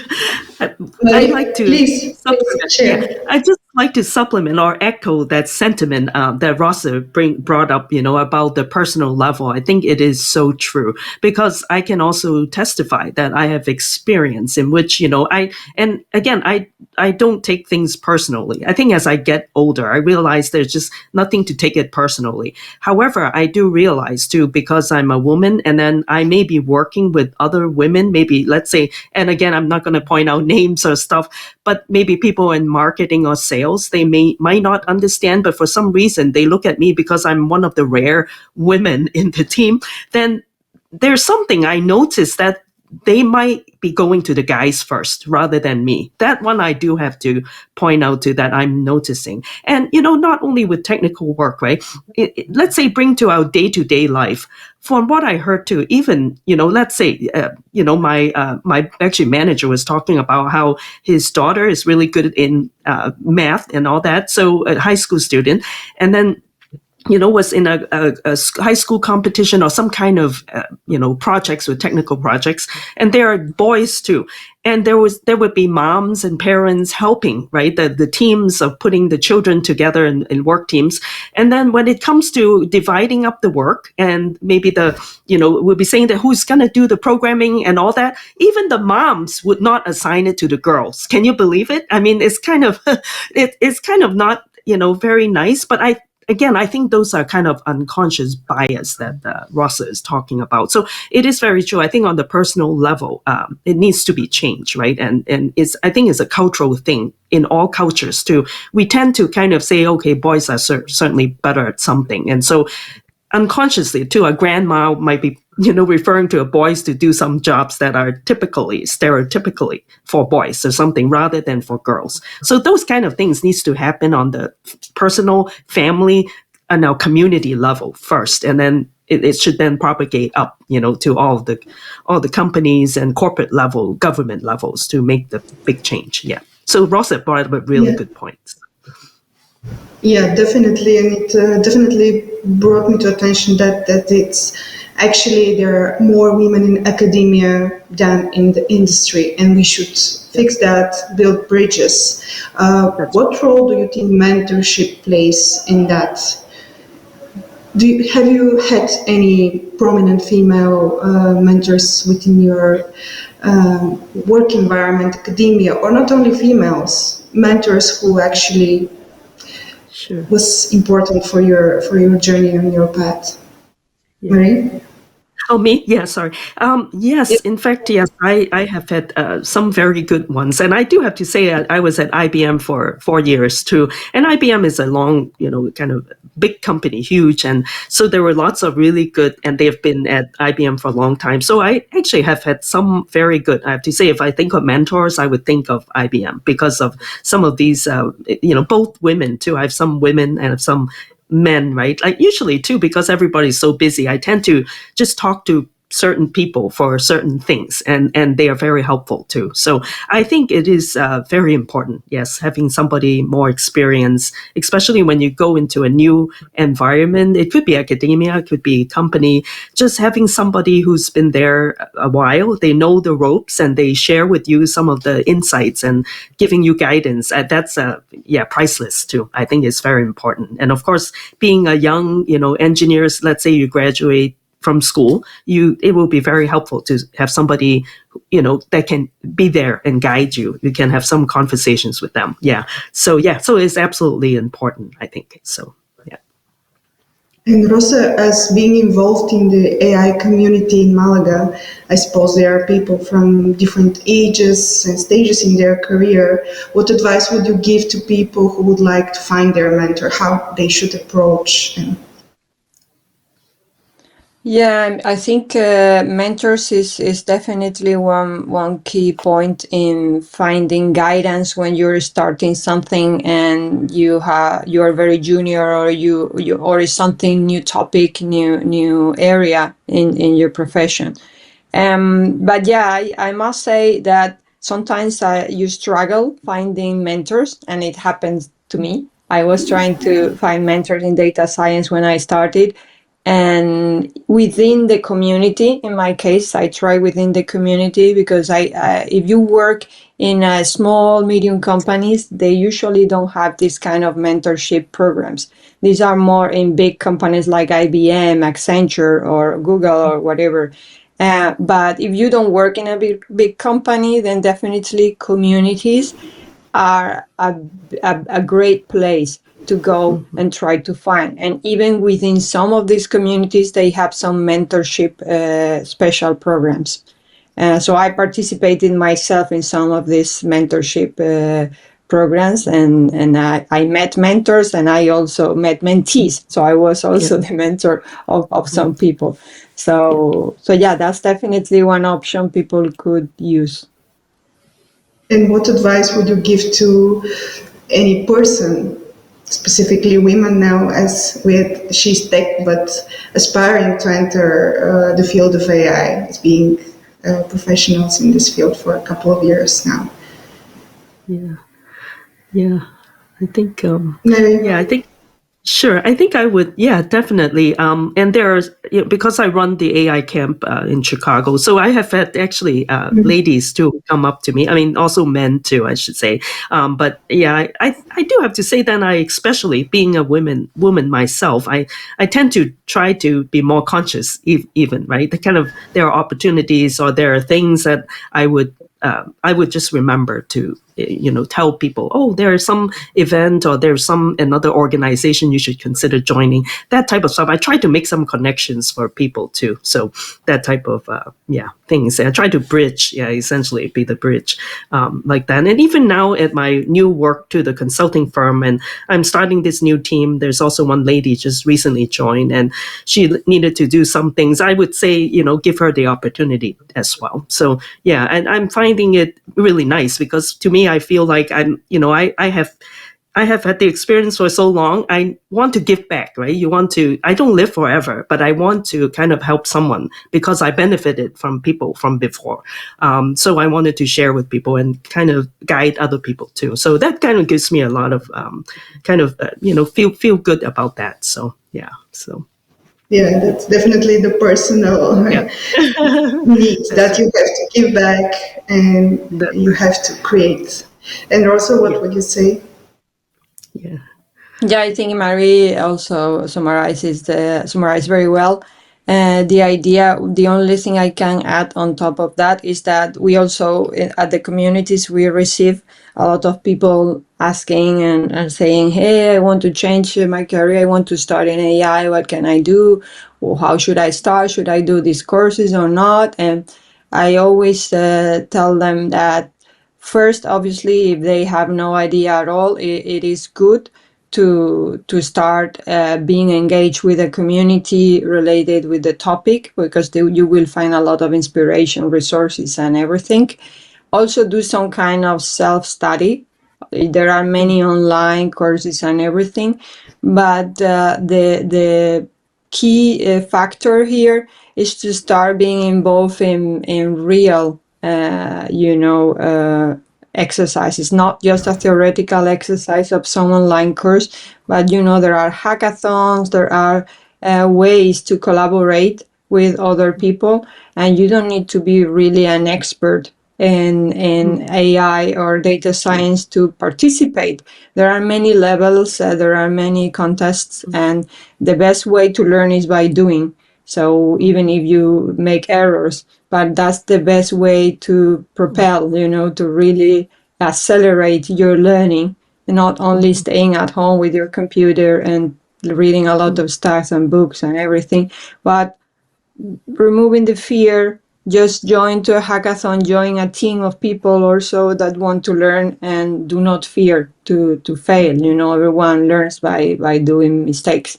So that's a very good advice that I give to people. Yeah, that's a great advice. I would like to touch on now something that is a really delicate topic at the moment. It's about the ethical implementation of AI. And you're both from different parts of the world where we have different policies. In Europe, we have EU AI Act. In the US, there are not so many regulations. In your opinion, not so much yet. But in your opinion, does the regulations suppress the innovation? And on the other note, how can we ensure the ethical implementation of AI? So, Rosa, I would like you to start, because this year we started implementing the UI Act, so it's important to touch on that as well. Yeah, I could say that I feel lucky that we are here in Europe and we have this kind of regulations. Because it is somehow, you need first always a pioneer, a person or an organization, whatever, that challenges the rest of the world, right? And in this case, I could say that the European Act has been an inspiration for other countries around the world to do the same. So in that case, I feel that many people see it as a disadvantage, because they think it can kind of break the acceleration of AI projects in Europe. But I think we need to find a compromise. It cannot be, or having nothing, no laws, every anarchy here, everything is allowed, or having a very, very restricted thing. So I would say the European Act is a first prototype, is a good attempt to start bringing the topic into discussion. Obviously, maybe it's not perfect. Maybe we need to iterate and make it better. But I think it's important that you have a first milestone to say, hey, this is the first regulation, and then we will improve it. But it needs to be there.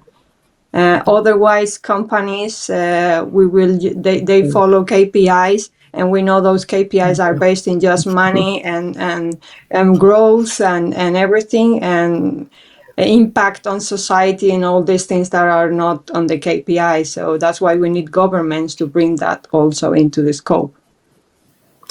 Yeah, definitely. Yeah. Marie, what would you say?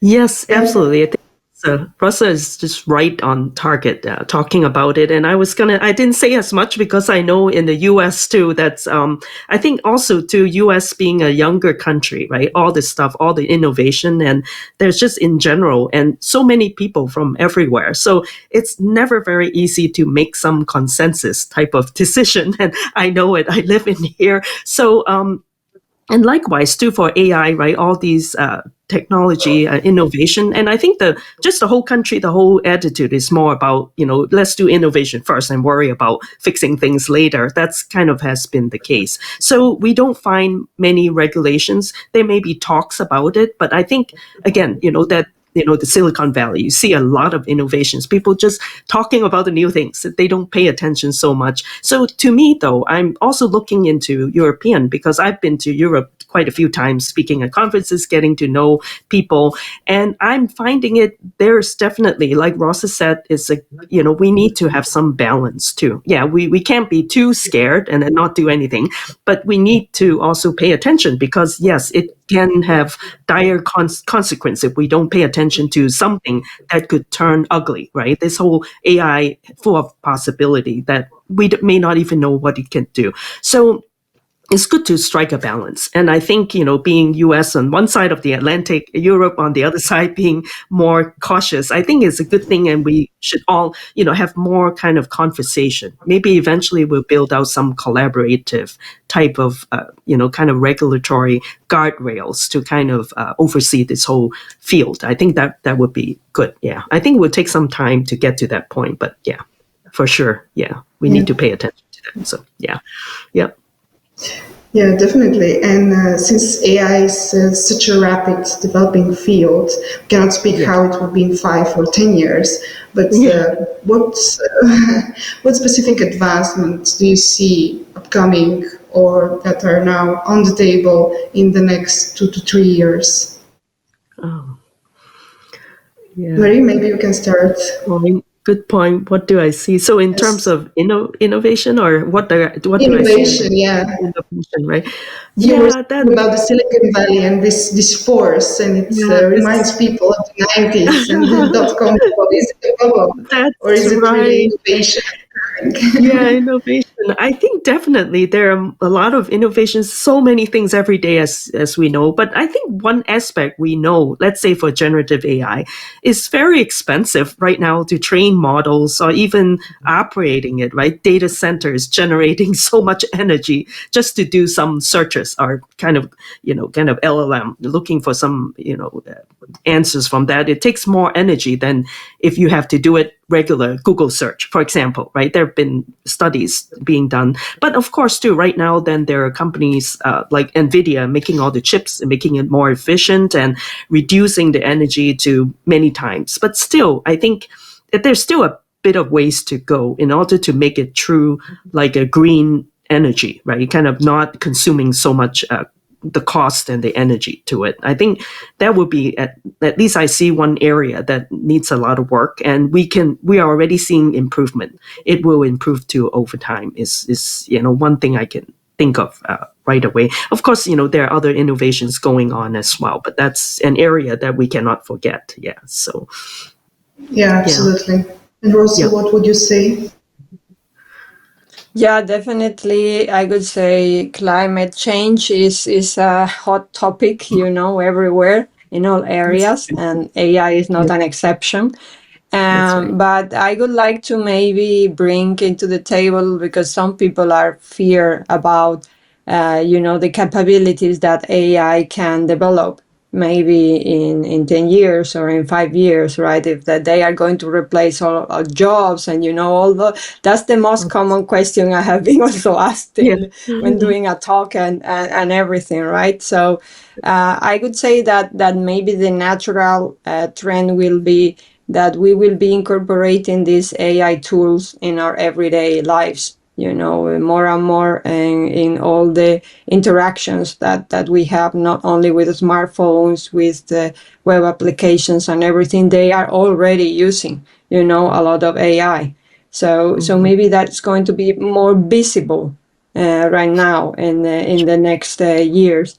But one thing that I also like to read about is about AGI. I don't know if you have heard about it, but it's people thinking, and I think companies are really in a race in trying to be the first one saying we develop AGI, the first AGI thing. And I still think there are limitations regarding the current frameworks, maybe to achieve that.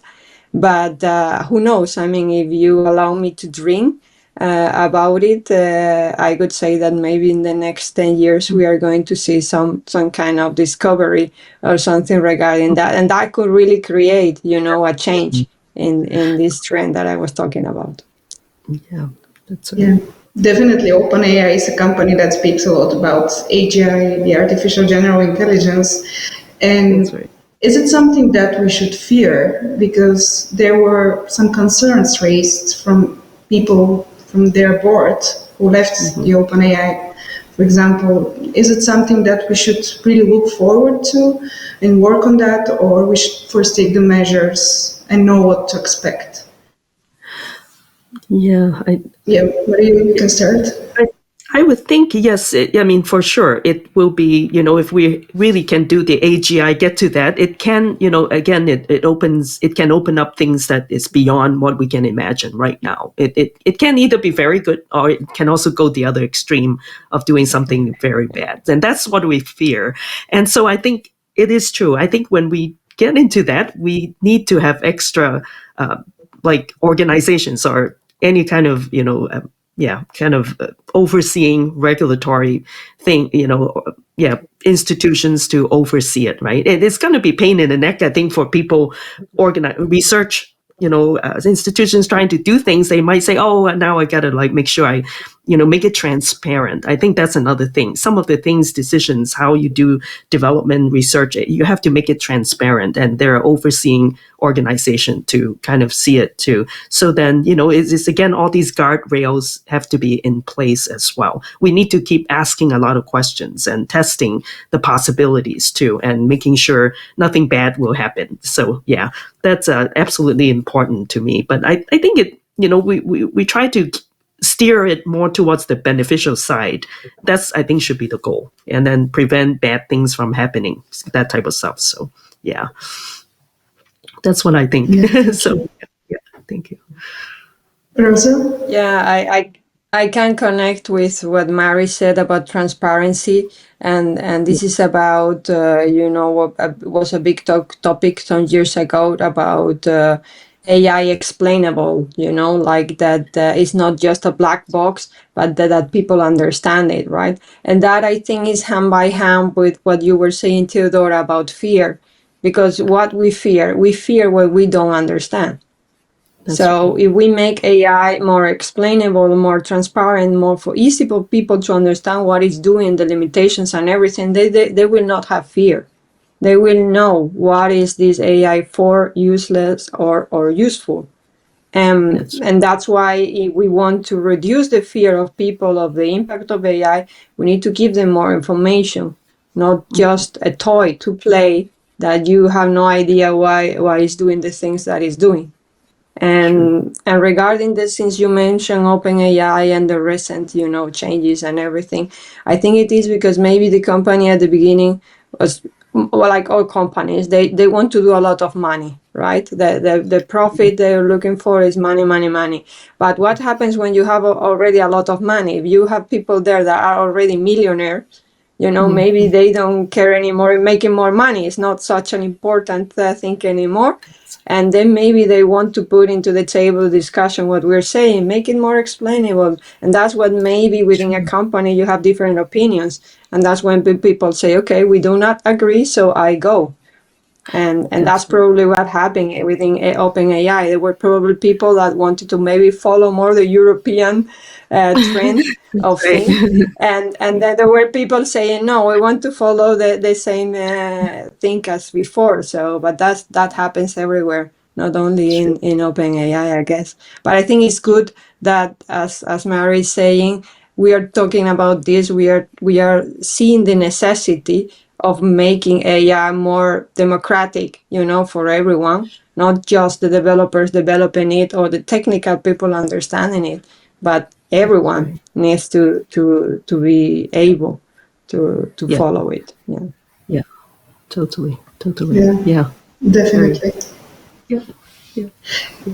Yeah, we have just a couple of minutes left. I see the host joining, but I just want to ask you to just share one thing for yourself. What would be your mission in the next couple of years in working with AI and being AI professionals? What is your goal?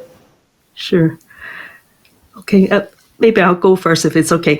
I think to me, right, I think it's exciting, right? We all know AI, the possibility and everything. It seems like, and as Rosa has pointed out so poignantly, is that a lot of, we see a lot of money being poured in from the business side, and their goal is to make money, money, money. And, I think it's about time. I've also, because my interest too, I'm concerned with social issues, right? I feel that can we, do more, research or figuring out how do we use AI to, reduce trafficking, right? All these crime and achieve more justice, through using this technology and, conserve water, energy. Countries that don't have enough resources, can we use AI to help them? That type of stuff. I think it ought to focus more on the social benefits as well. I like to be able to get involved more towards that rather than just money, money, money. That's my goal. So, yeah. Great. Amazing. Thank you. And Rosa? Thank you.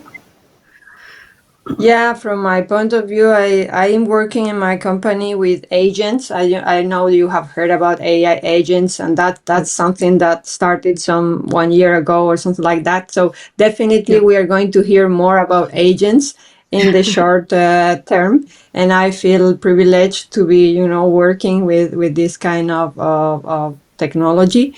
And in the next future, I also wish the same as Mari that we talk more about social AI.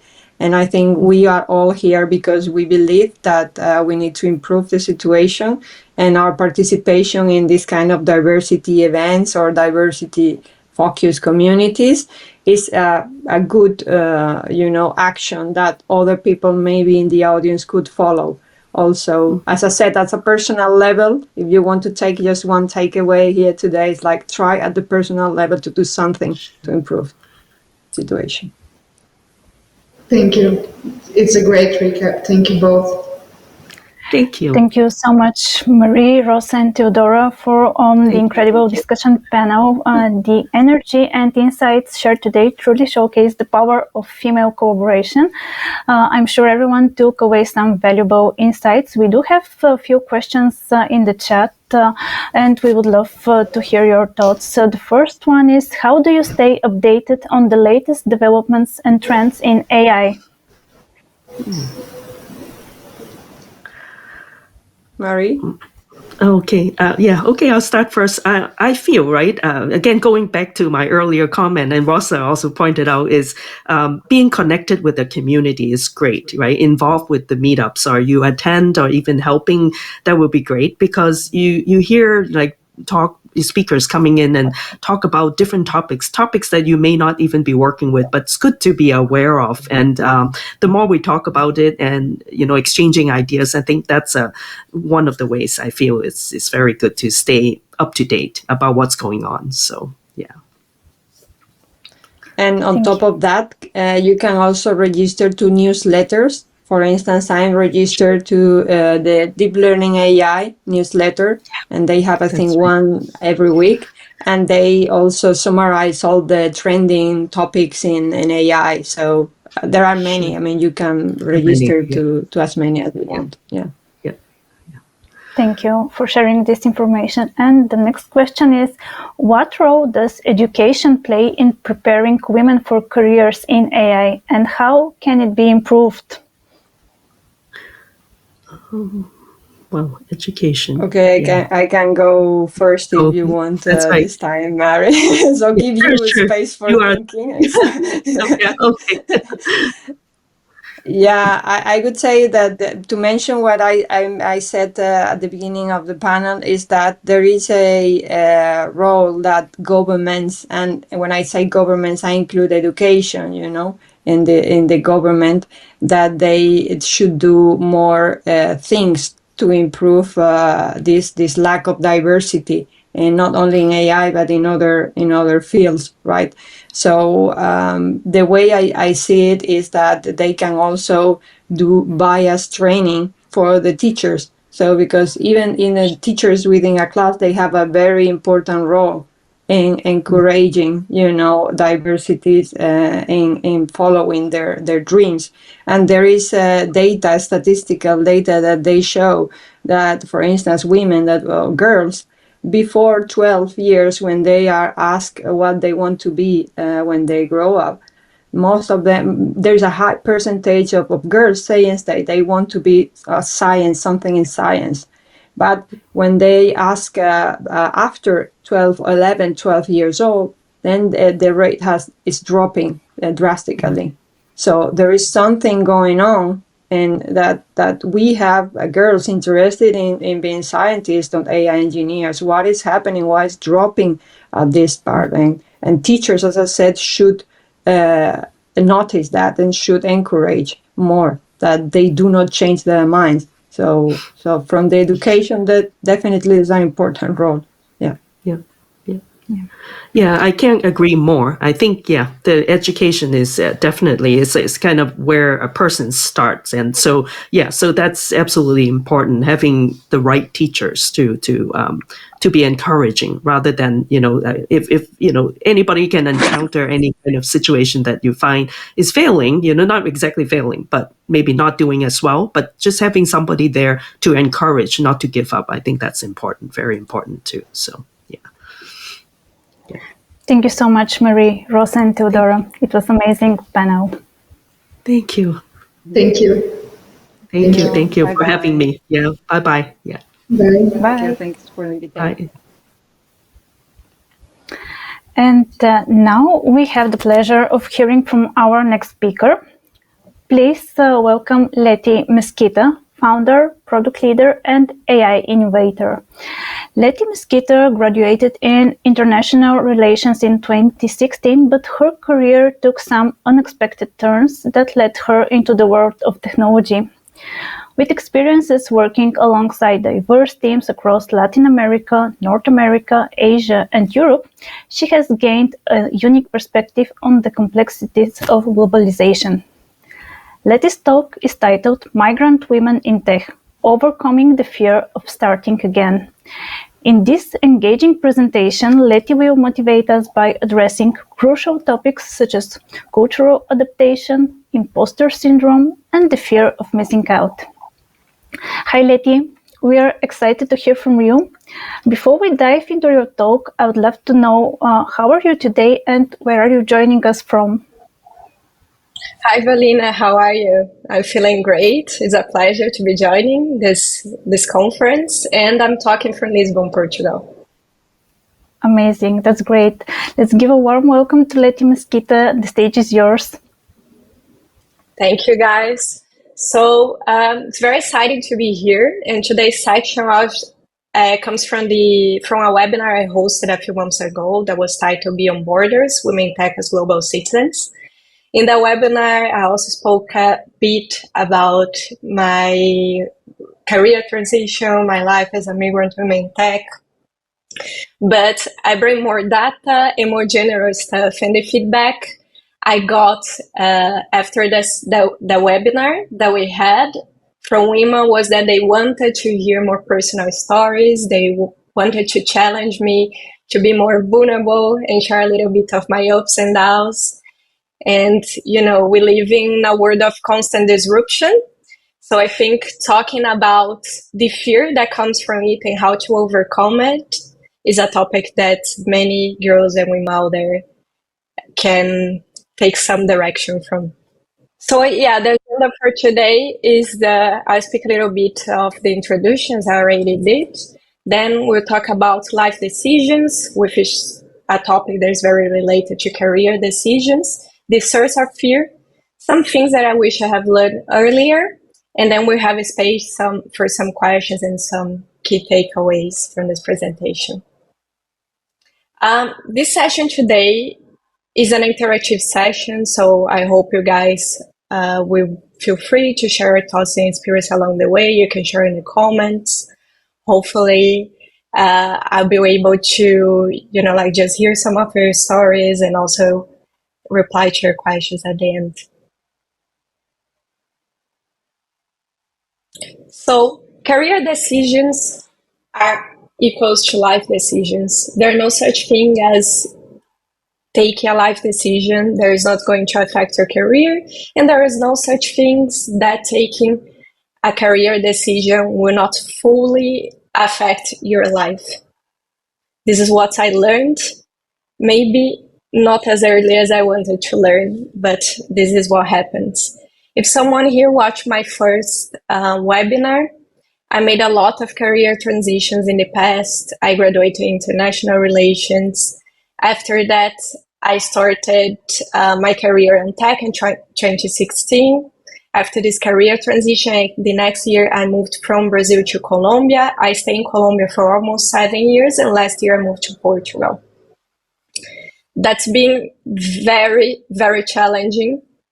And the title is not for a simple reason. I think fear has paused me and stopped me so many times that sometimes I think I regret how I should have done things differently.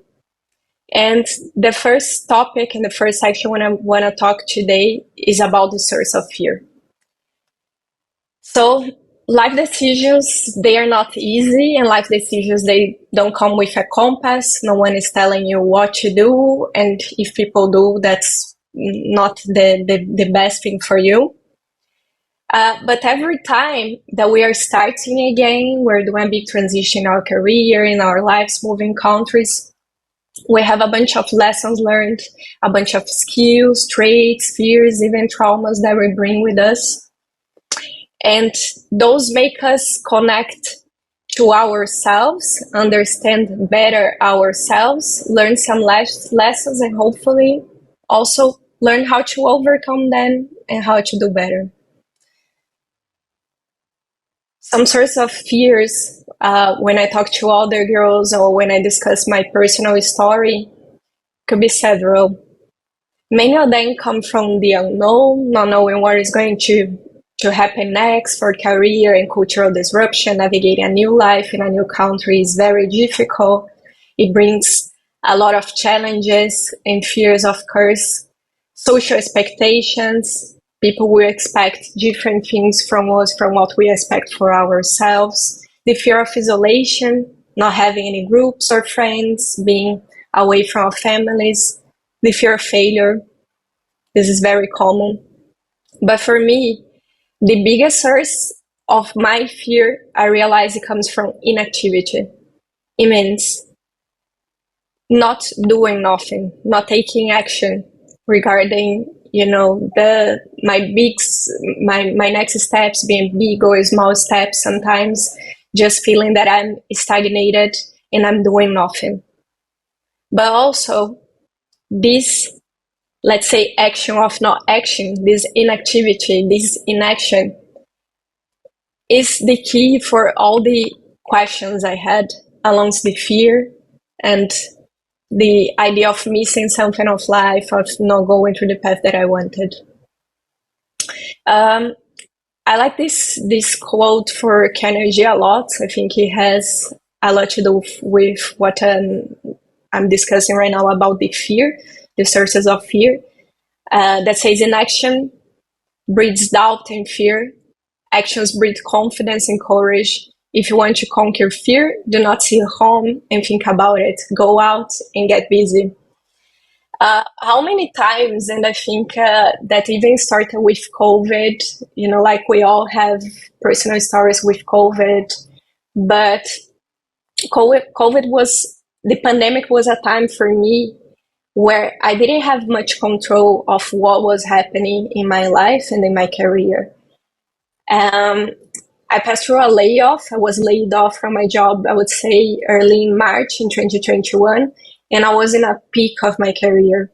I was soon to become a senior in the department in the company I had an offer on my hand. I just got a job offer in Argentina, and I was just, scheduling the visa appointment to get the interview and hopefully go work on this area that I wanted to work. I would be transitioning from business analysis to products on that time, and that's never happened. I felt like I had this nothing, like zero control of my life, because time was passing, the airports were closed, I know I couldn't travel, I know I couldn't go to the next phase or stage of my life. I had a lot of responsibilities, and I couldn't do anything, but I wanted to act. It wasn't a time in my life that I felt that internal or inner stuff was pausing me from taking action from my dreams, because I had like a roadmap of dreams that I wanted to follow.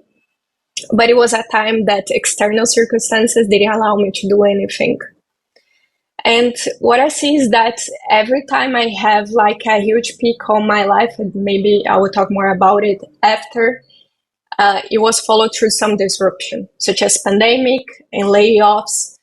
Soon I was able to find a new job, a much better job, because I had a better salary and more growth opportunities. But soon, after I reached this peak and I got promoted for the first time on this new job, I faced with inaction again. And this inaction, like the idea of keep on growing on this career and wanted to even become more senior, to learn more about product, was taking off because of the imposter syndrome. And imposter syndrome is something that you only have when you're up, when you're feeling very low, and then when you are on like a bad stage of your career, you don't have an imposter syndrome, because maybe you even think you don't deserve, what is happening right now.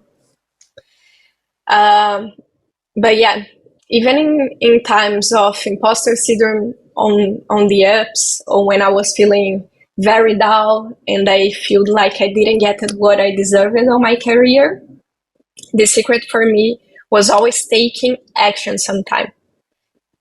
In some way, like just the small step that I could take was the key for me to conquer fear. Let's say that when you are on those stages, especially when you are on ups or downs in your careers, when you're doing great or when you have some kind of disruption, you're like unemployed, this fear to start again or to start from a new position, it always happens. And what contributes, what has been the answer for me, is taking this first step towards what is my next goal. Not being shy, not allowing, like to intrusive thoughts to take over, or maybe try to diminish myself, to just put myself into a box or something. I think that should be happening that way. I have a question, and also I will go back a little bit for those cause of fears that especially the ones that I had that I put here on this presentation. And I wanted to ask the audience, what are the additional sources of fear that you have experienced in your career or life as a migrant woman that we haven't touched yet? Is there something that is not here, like any other causes that you guys can just put on the comments and let me know? What do you identify? What are the causes of your fear? Or if you haven't identified yet, it's okay. We will get there someday. Oh, there is a question that I see from Olga. What are some signs that I'm adapting well to my new environment? Wow, they're good questions. I'll keep those. I'll answer Olga's questions. I already read it. Sometimes that you are adapting well to your new environment, at least for me, is when I had friends from work or someone from work, like if you're asking about not a country, but a work environment, if I had someone asking me out to have coffee, be included to groups or to some of those small talks outside of office.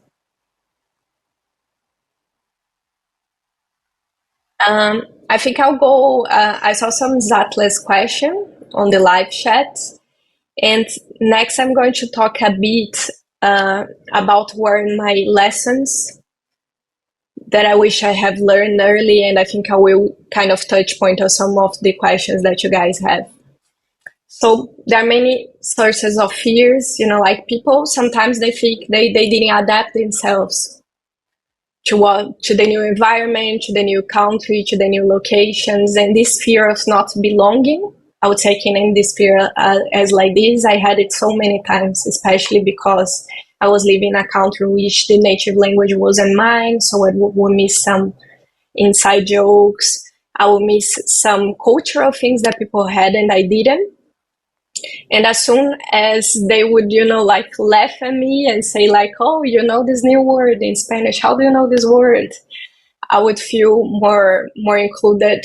It was kind of the friendliness of the people, but not all cultures behave this way. Not all situations will be as friendly as you do.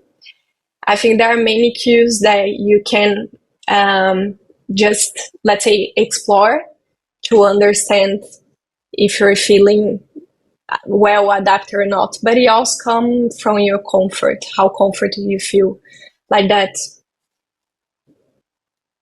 I will go forward a bit to talk about, like some of those lessons that I wish I have learned soon on my journey, my career, my personal journey, and how those things have stopped me from my goals.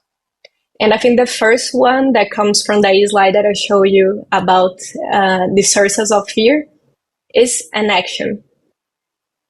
Feeling stagnated. When every time I feel like that, when I waited too long to make a decision, I didn't think it was the right time and the imposter syndrome hit me on, I regretted and I missed some opportunities of career advancement, some opportunities of maybe spending more time with people outside of office, of networking.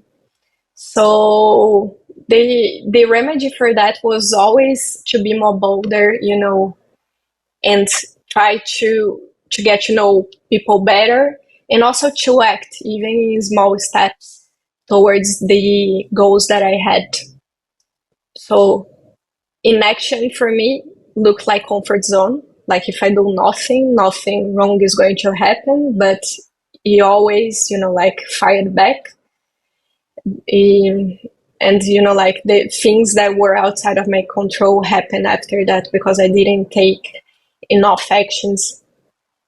I feel that not taking enough actions also comes from my experience that were, let's say, few in my career, because as any tech professional, I change a lot of work in the next years, but especially staying for too long in environments that were not healthy for my mental health, such as, like maybe toxic environments. You can name it all the way.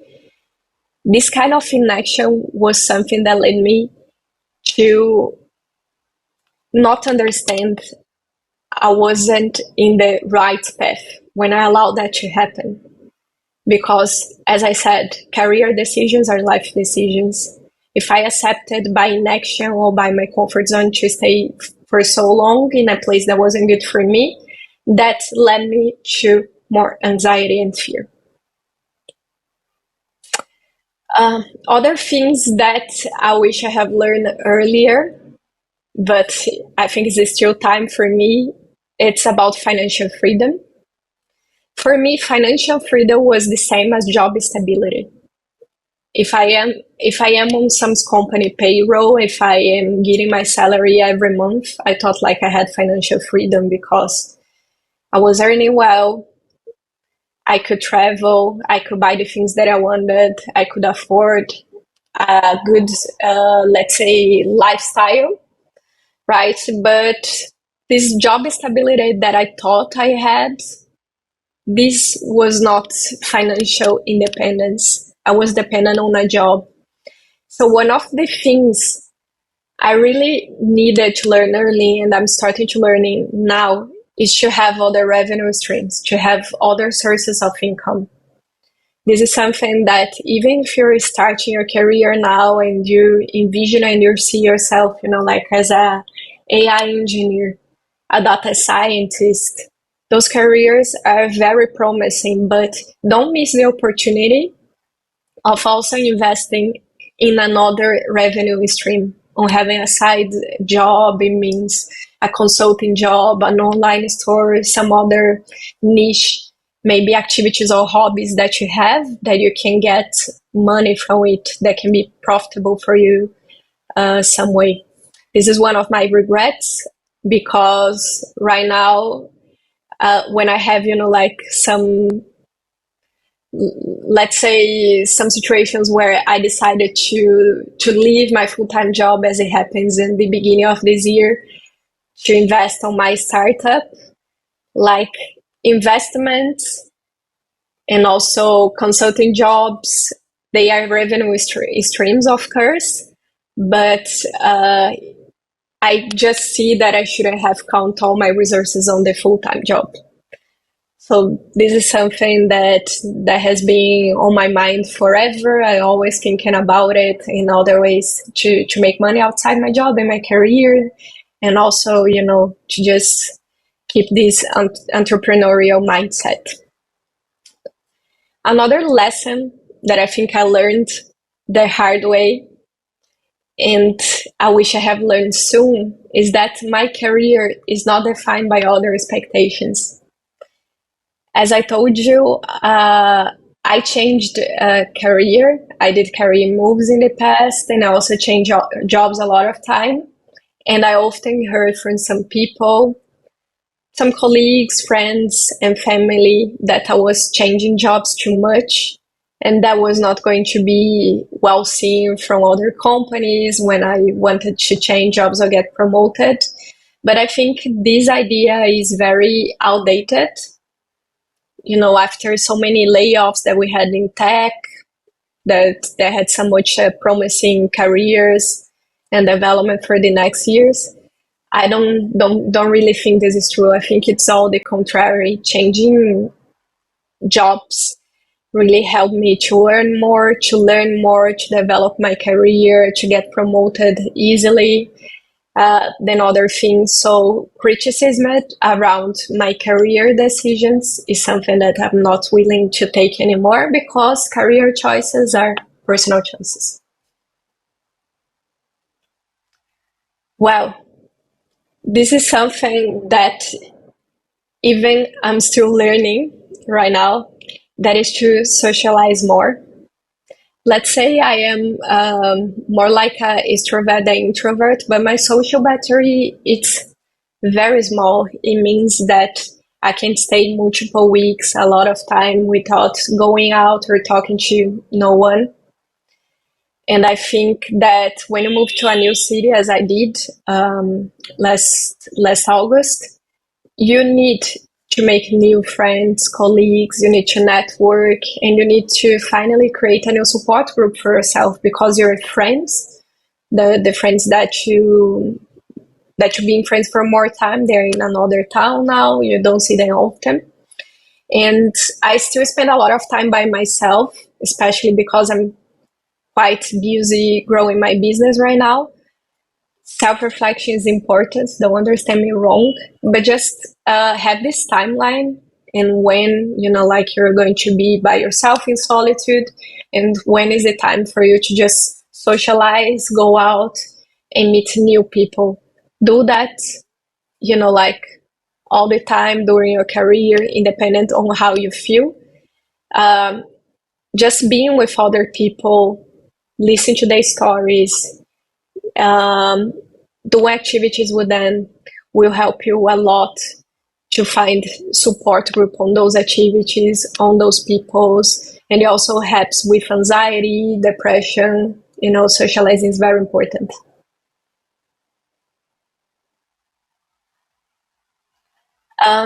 Another thing I wish I have learned soon is that we don't thrive keeping the status quo.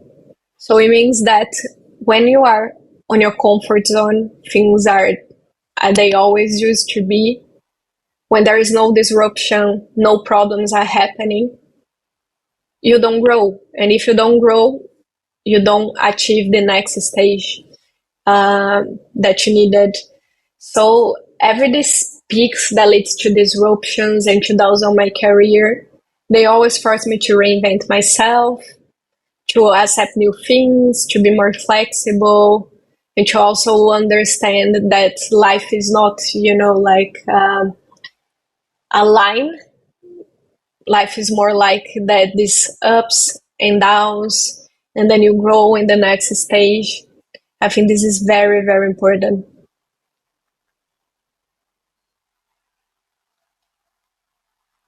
I have another question for you guys. If you want to write something on the live chat, I will be reading you. But if not, just take this as reflection for yourself. What is the one thing that you wish you had learned sooner in your career or personal life?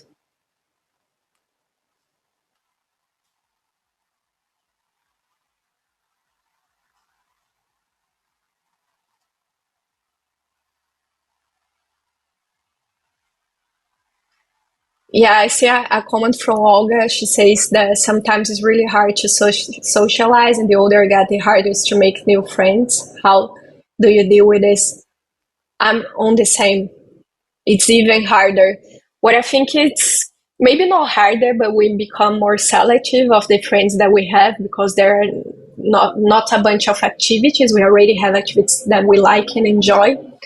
What I do is to look for those groups of activities for things that I really enjoy doing. So right now I don't do what I did 10 years ago. That was, like going to yoga classes. I really found out that I don't really like yoga, so it's not the best way for me to socialize. So I go for groups or activities that I really enjoy doing, because when you're having a good time, it's most likely that you like the people that you meet there.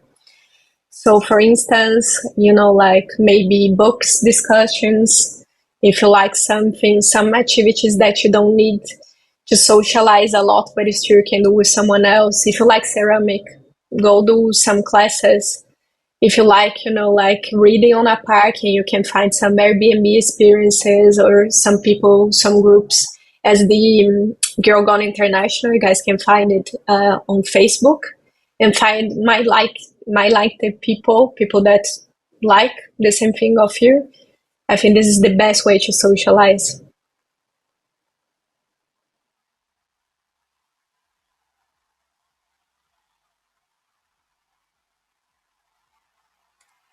Well,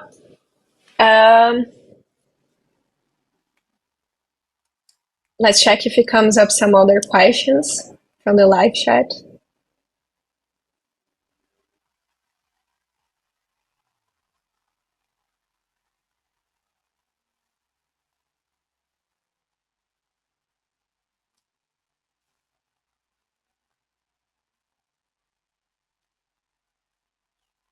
Well, thank you guys for participating, and just take your time to reflect on that.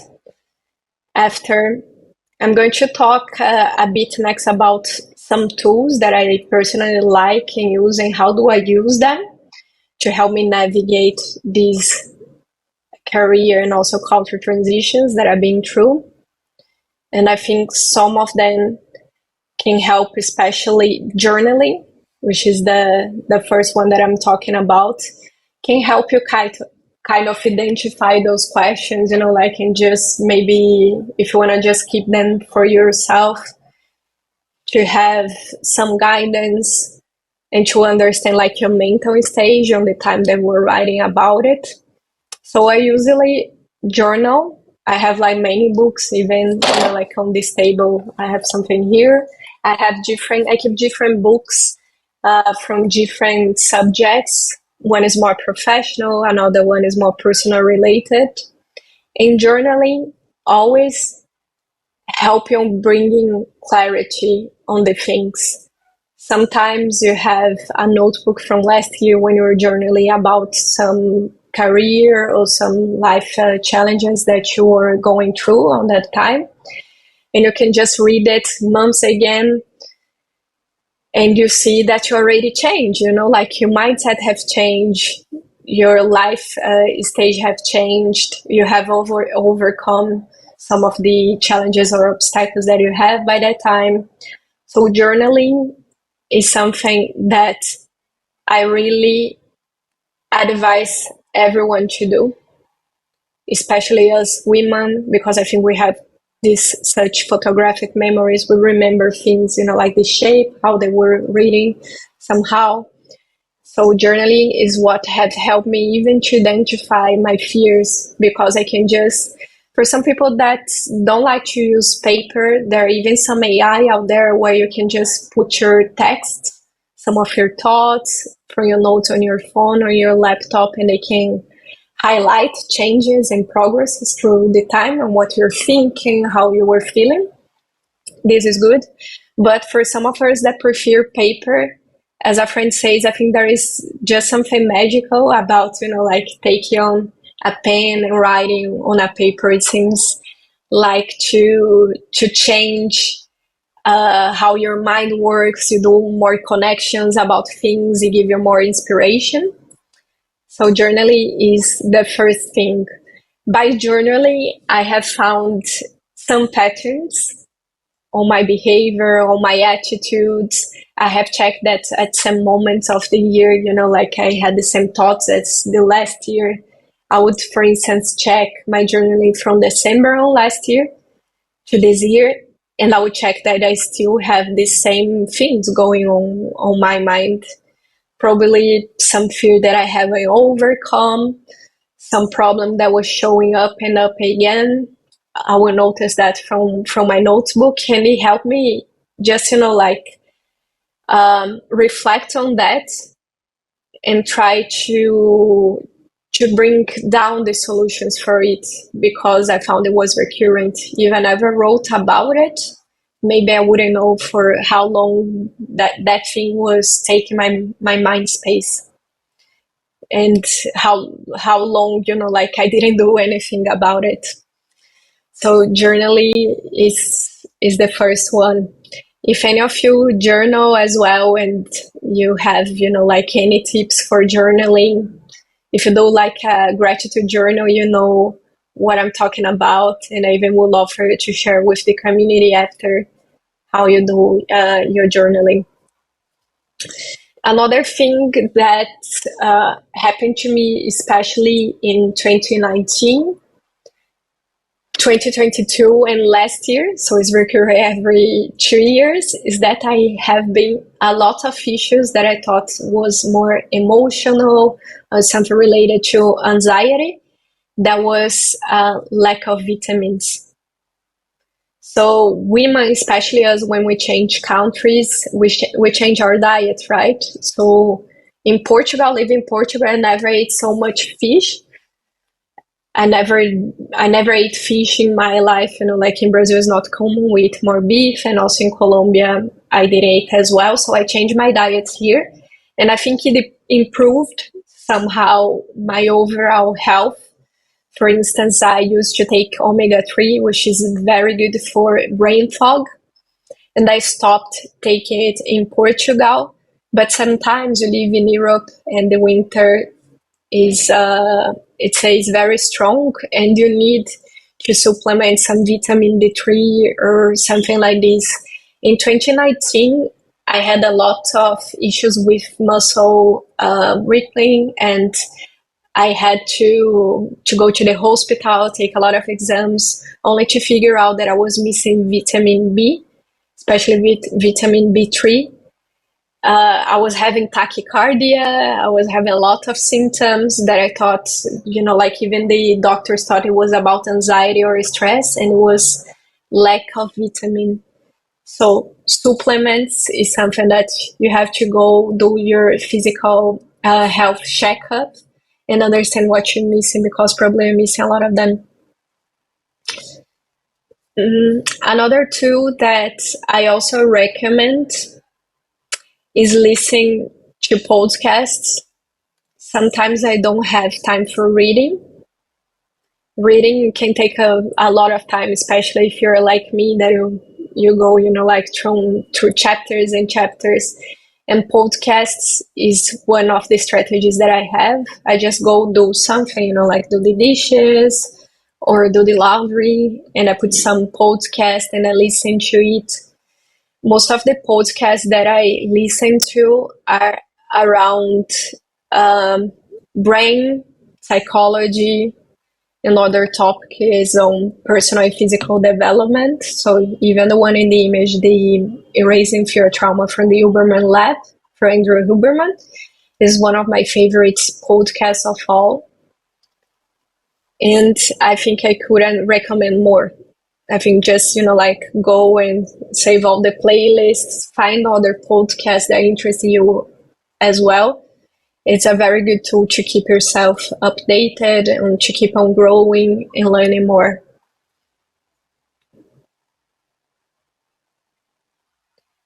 And I would just take some times here on the session to read to some questions. Yeah, Letty, thank you so much for sharing your invaluable insights. We do have questions from our audience, and the first one is, how do you keep the level of motivation in your daily life? Sometimes with bad days, it's hard to keep up. Wow, that's a very good question.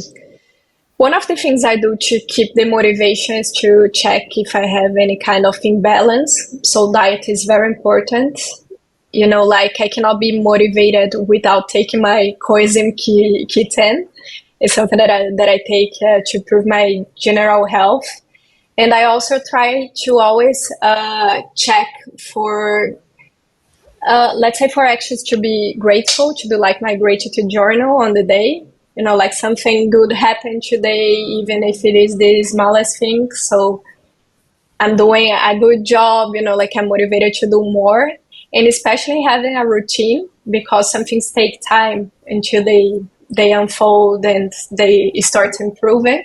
This is what keeps me motivated. Amazing. Definitely gratitude is important. Another question, how did you stay motivated when things got tough? When things go tough. Okay. So that's good as my friends. I really talk a lot with my friends when things are difficult.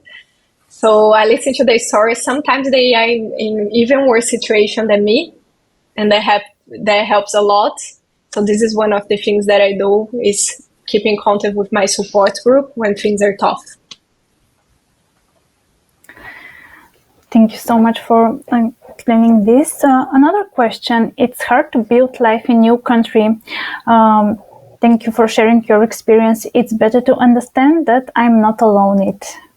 Okay, this is not a question, this is just a comment. And, general comment.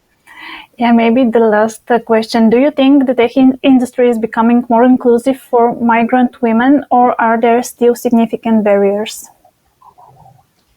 I think it's becoming more inclusive, because we have areas on companies that are dealing with it, such as, like the employee branding and the inclusivity areas.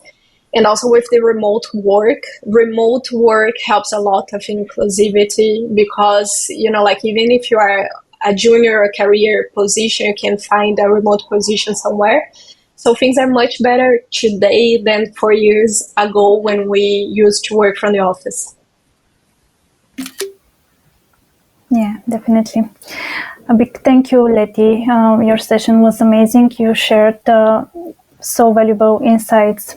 Thank you for having you today with us in the conference. Thank you, guys. Thank you for having me. Now, please let me give a heartfelt thank you to all our incredible speakers for sharing their wisdom and insights with us today. Your contributions have made this event truly exceptional. As we conclude this inspiring event, the discussion doesn't have to stop here. Head over to our SheStack Hub to continue the conversation, connect with fellow participants, and further explore the insights shared today. Keep the dialogue alive, share your thoughts, and continue the journey of empowerment. Together we shape the future. Thank you very much.